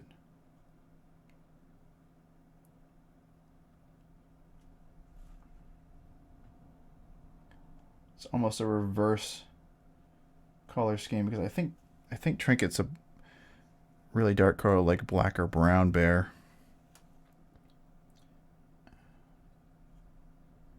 With like mithril plates or something like that for his armor.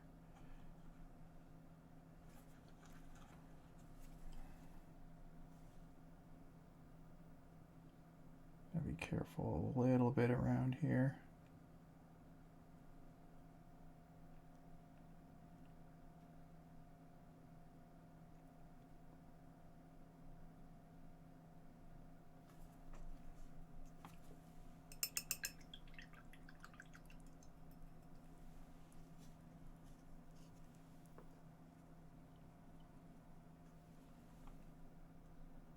Yeah, so we're just flipping that on its head.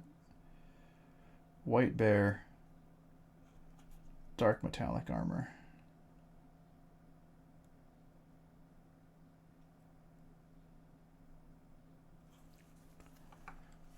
Again, you gotta be careful around the edges.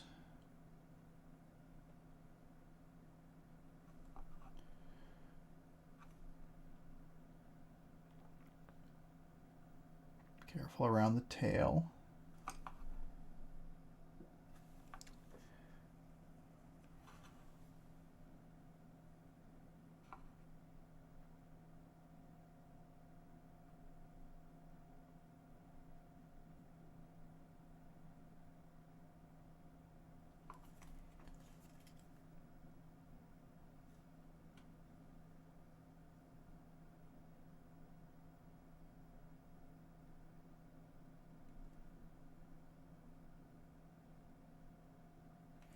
Definitely slow down around the hole for his tail here.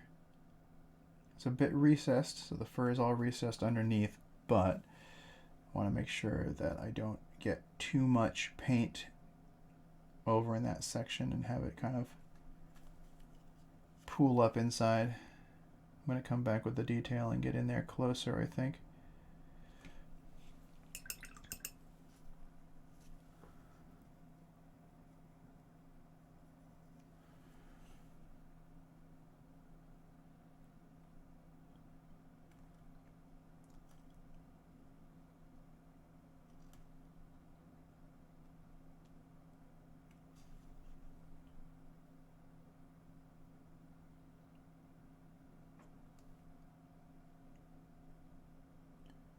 Getting around the edges again. Again, be careful. You get a lot of paint on a base coat brush, so if you're not careful, when you draw it along the edge, it can bead up. And if it beads up and drops in, then you're going to end up with a bit of a dark metallic spot on his fur.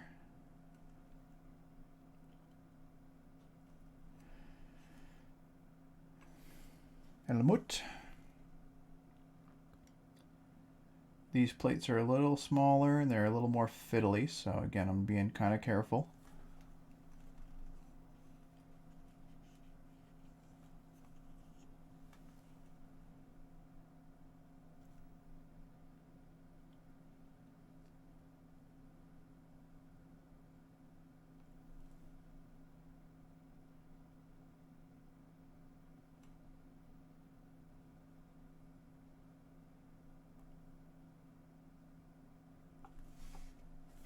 Go.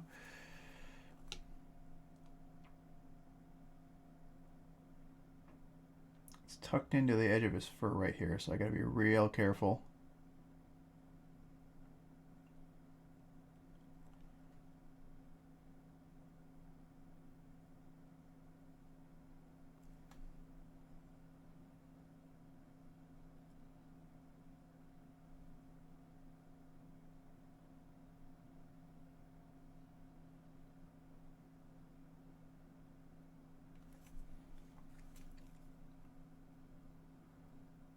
Got a little bit of a close bit inside. This might need detail brush work in here. I can get the wider part of the plate, but I gotta get in close for the edging.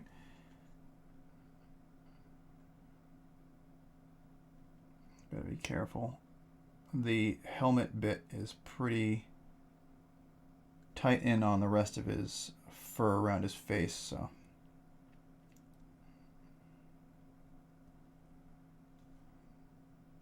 I mean, realistically, if I screw up a little bit, I just go back with the gray and cover it, but saves time.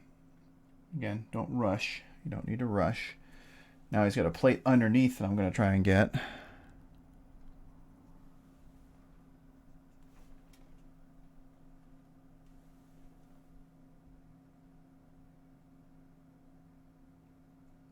What's up, monkey? When did you show up in chat?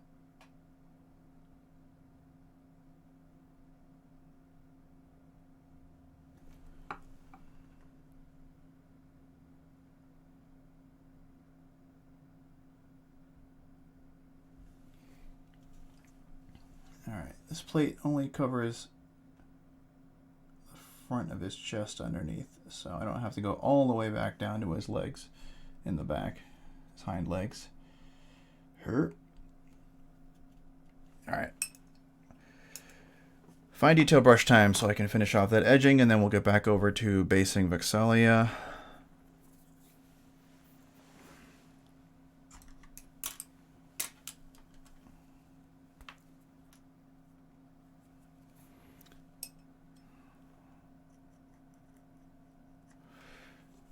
Alright, and this is where we do the trim.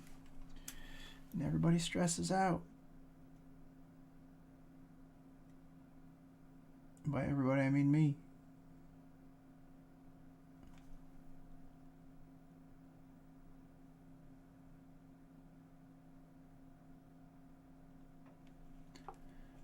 Get on there and get all the armor trim, or else it's going to look weird.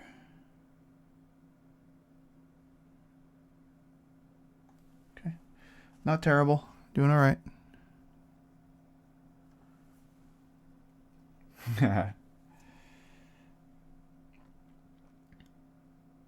Oh, I mean, I can't say hi unless you mention.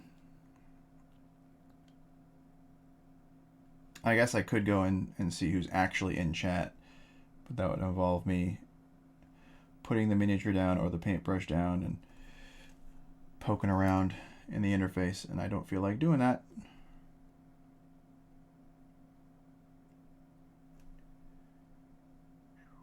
Okay, let's get the edge of the helmet by his ear.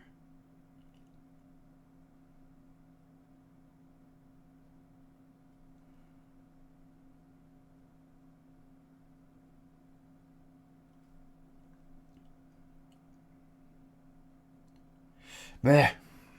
It's fiddly.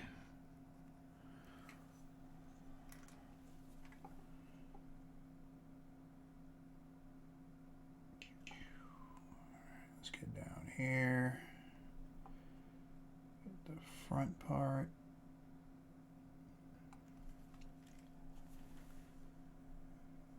Again, this is one of those sections where you're going to be drawing the brush towards you very slowly. But if you're nice and slow, you can kind of just get the very edge of it, and it'll help split up and guide it a little bit. Am I south? I'm south.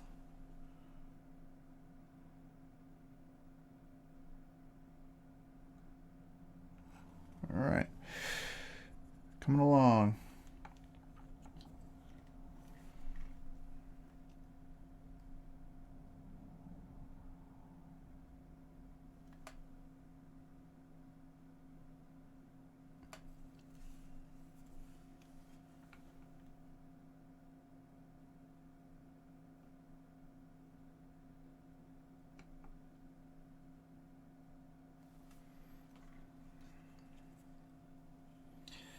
Oh boy.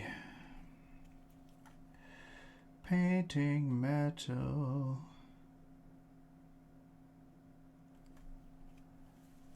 Again, this is one of those base coat situations where I'm essentially doing just a base coat color.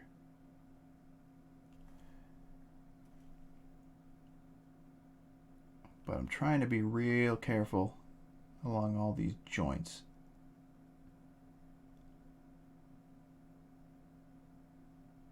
And around the eyes and stuff.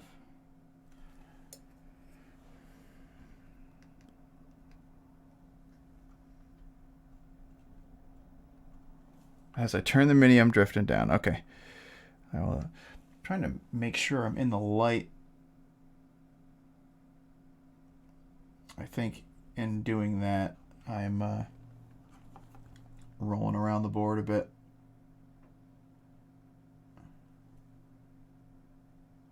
Eventually, I'll get into a better habit and not do that.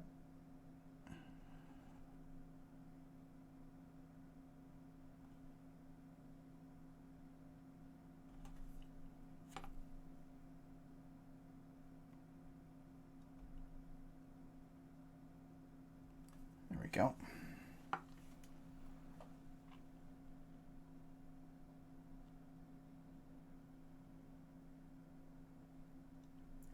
just about being careful so that you can get the details around the face and not like overpaint into places where you have a distinctly different color.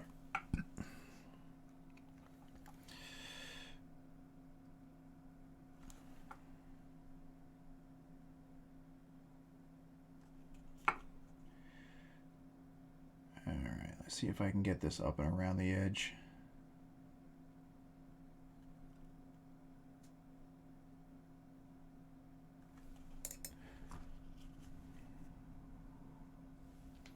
You'll probably end up noticing if you're doing metallics that there sometimes ends up having a bit of a like a bead on the brush at the very end. So you want to keep it pretty clean,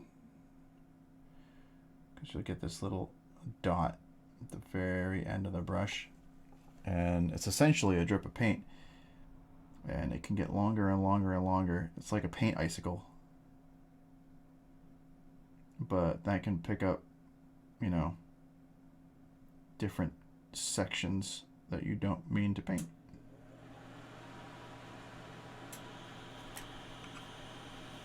Doing upper edges.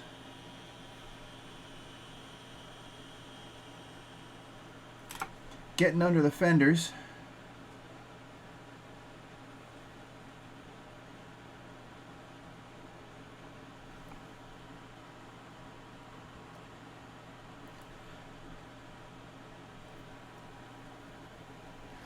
Getting up under the fenders. Alright.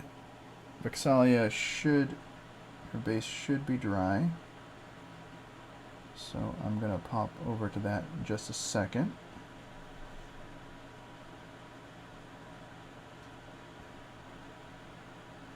Try to get this corner.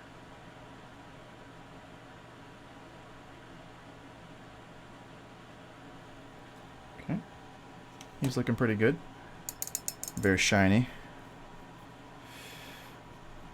Alright, Vex'Ahlia. Looking dry. That's good. I'm going to take one of my bigger brushes again. I'm going to pick a slightly lighter tone. Actually, probably a considerably lighter tone.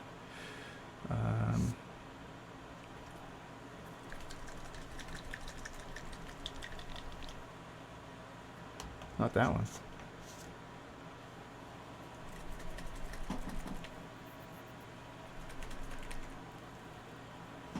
Cool. Thanks for swinging by.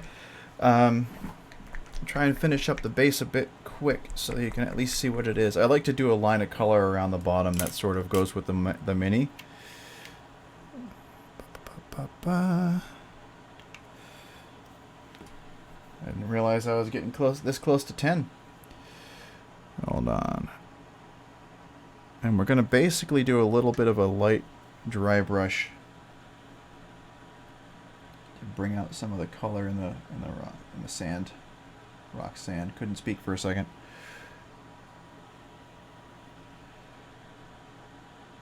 Add a little bit of depth to it. I'm going to do this twice. I'm going to stage it up twice. And then I'm going to put some static grass on it. In the same way I put the sand and the gravel on, I will apply PVA glue over the static grass. I'm just going to go with some like bone color here, I think, because I mixed it in with the brown just a little bit. Drag it across real gentle. It'll pick up some more of the upraised portion of the sand. This is actually kind of a good way to get used to dry brushing as well.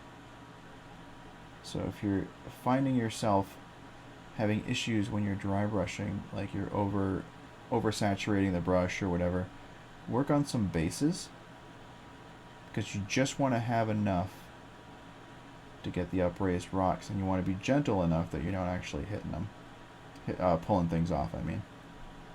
So there, we've lightened her up a bit. Grab that large brush again.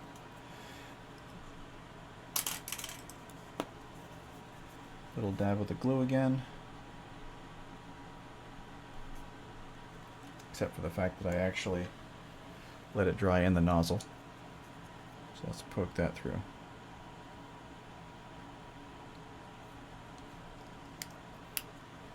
Gonna have to clean that out later, I think.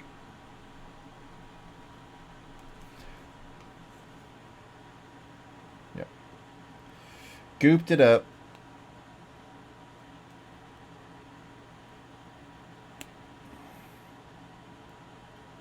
See if I can't get that cork out.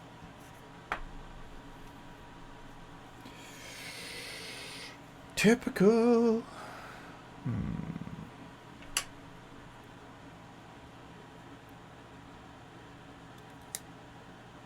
Yep. Yeah, the Blood Bowl minis all have the bases done, except I did that I did it in a very light green color because I wanted it to stand out a bit more. So they're very, very, very bright. It almost looks like it should be artificial, like astroturfy kind of color. I done stoppered this thing right up, didn't I?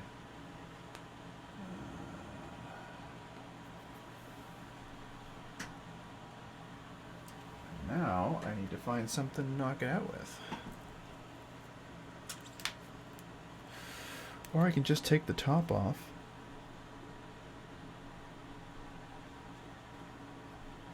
Getting a little bit messy and a little bit too much. Because I don't need that much, obviously. But I need to get this finished up. Alright. Dabba dabba dabba dabba dabba dabba dabba. And we're going to put a bit of grass underneath her feet. And clumps.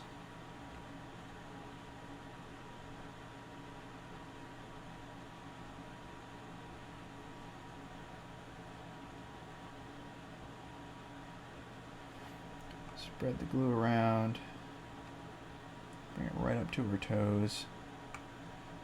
Drop it on the back.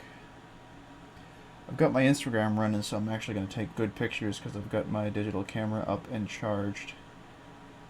So I'll get these guys up on Instagram afterward. Probably tomorrow.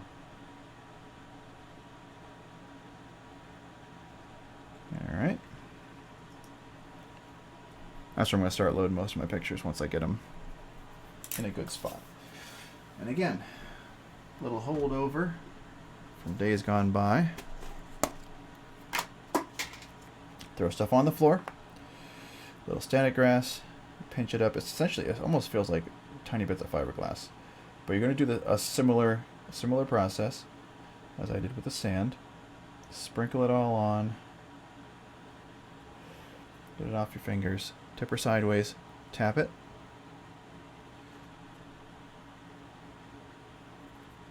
It's super light.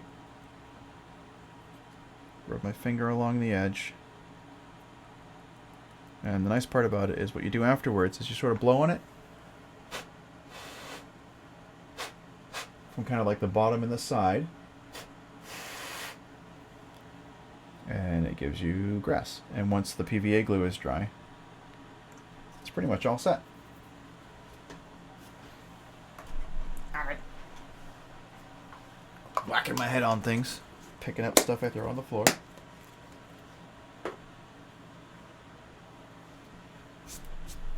Alright. And then what I'm probably going to do is a quick dark red line around the bottom. I may have to do it twice, but I'll show you guys real quick. I take a larger brush. That's just the Vallejo Scab Red.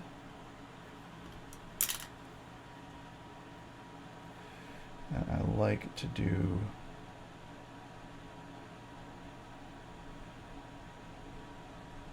just a nice line around the edge. It really finishes up the model really well. Makes it look very neat, very complete.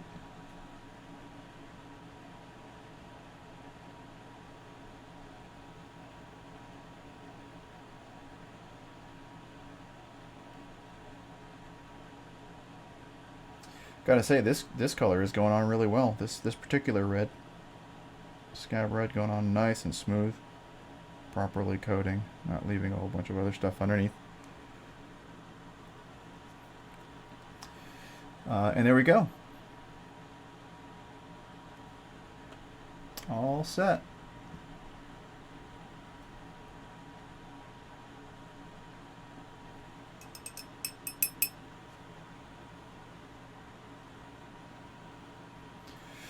Don't forget to wash your brushes off after you're done, or your brushes will start to age quick.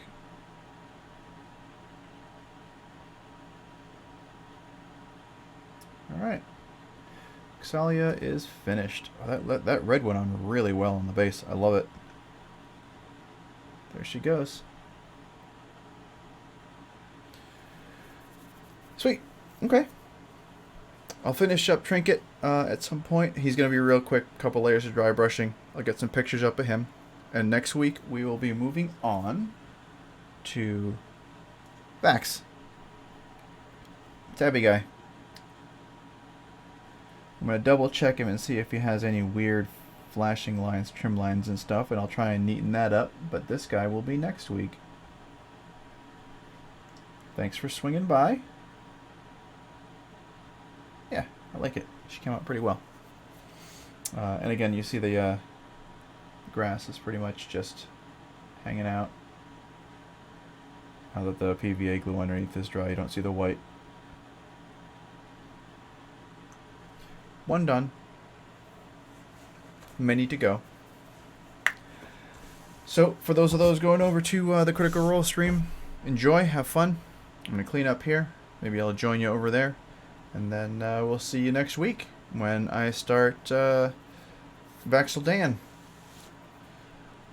Very thiefy, very stabby. Thief Assassin in the campaign with a little bit of Paladin. No, yeah, Rogue Assassin with Paladin mixed in.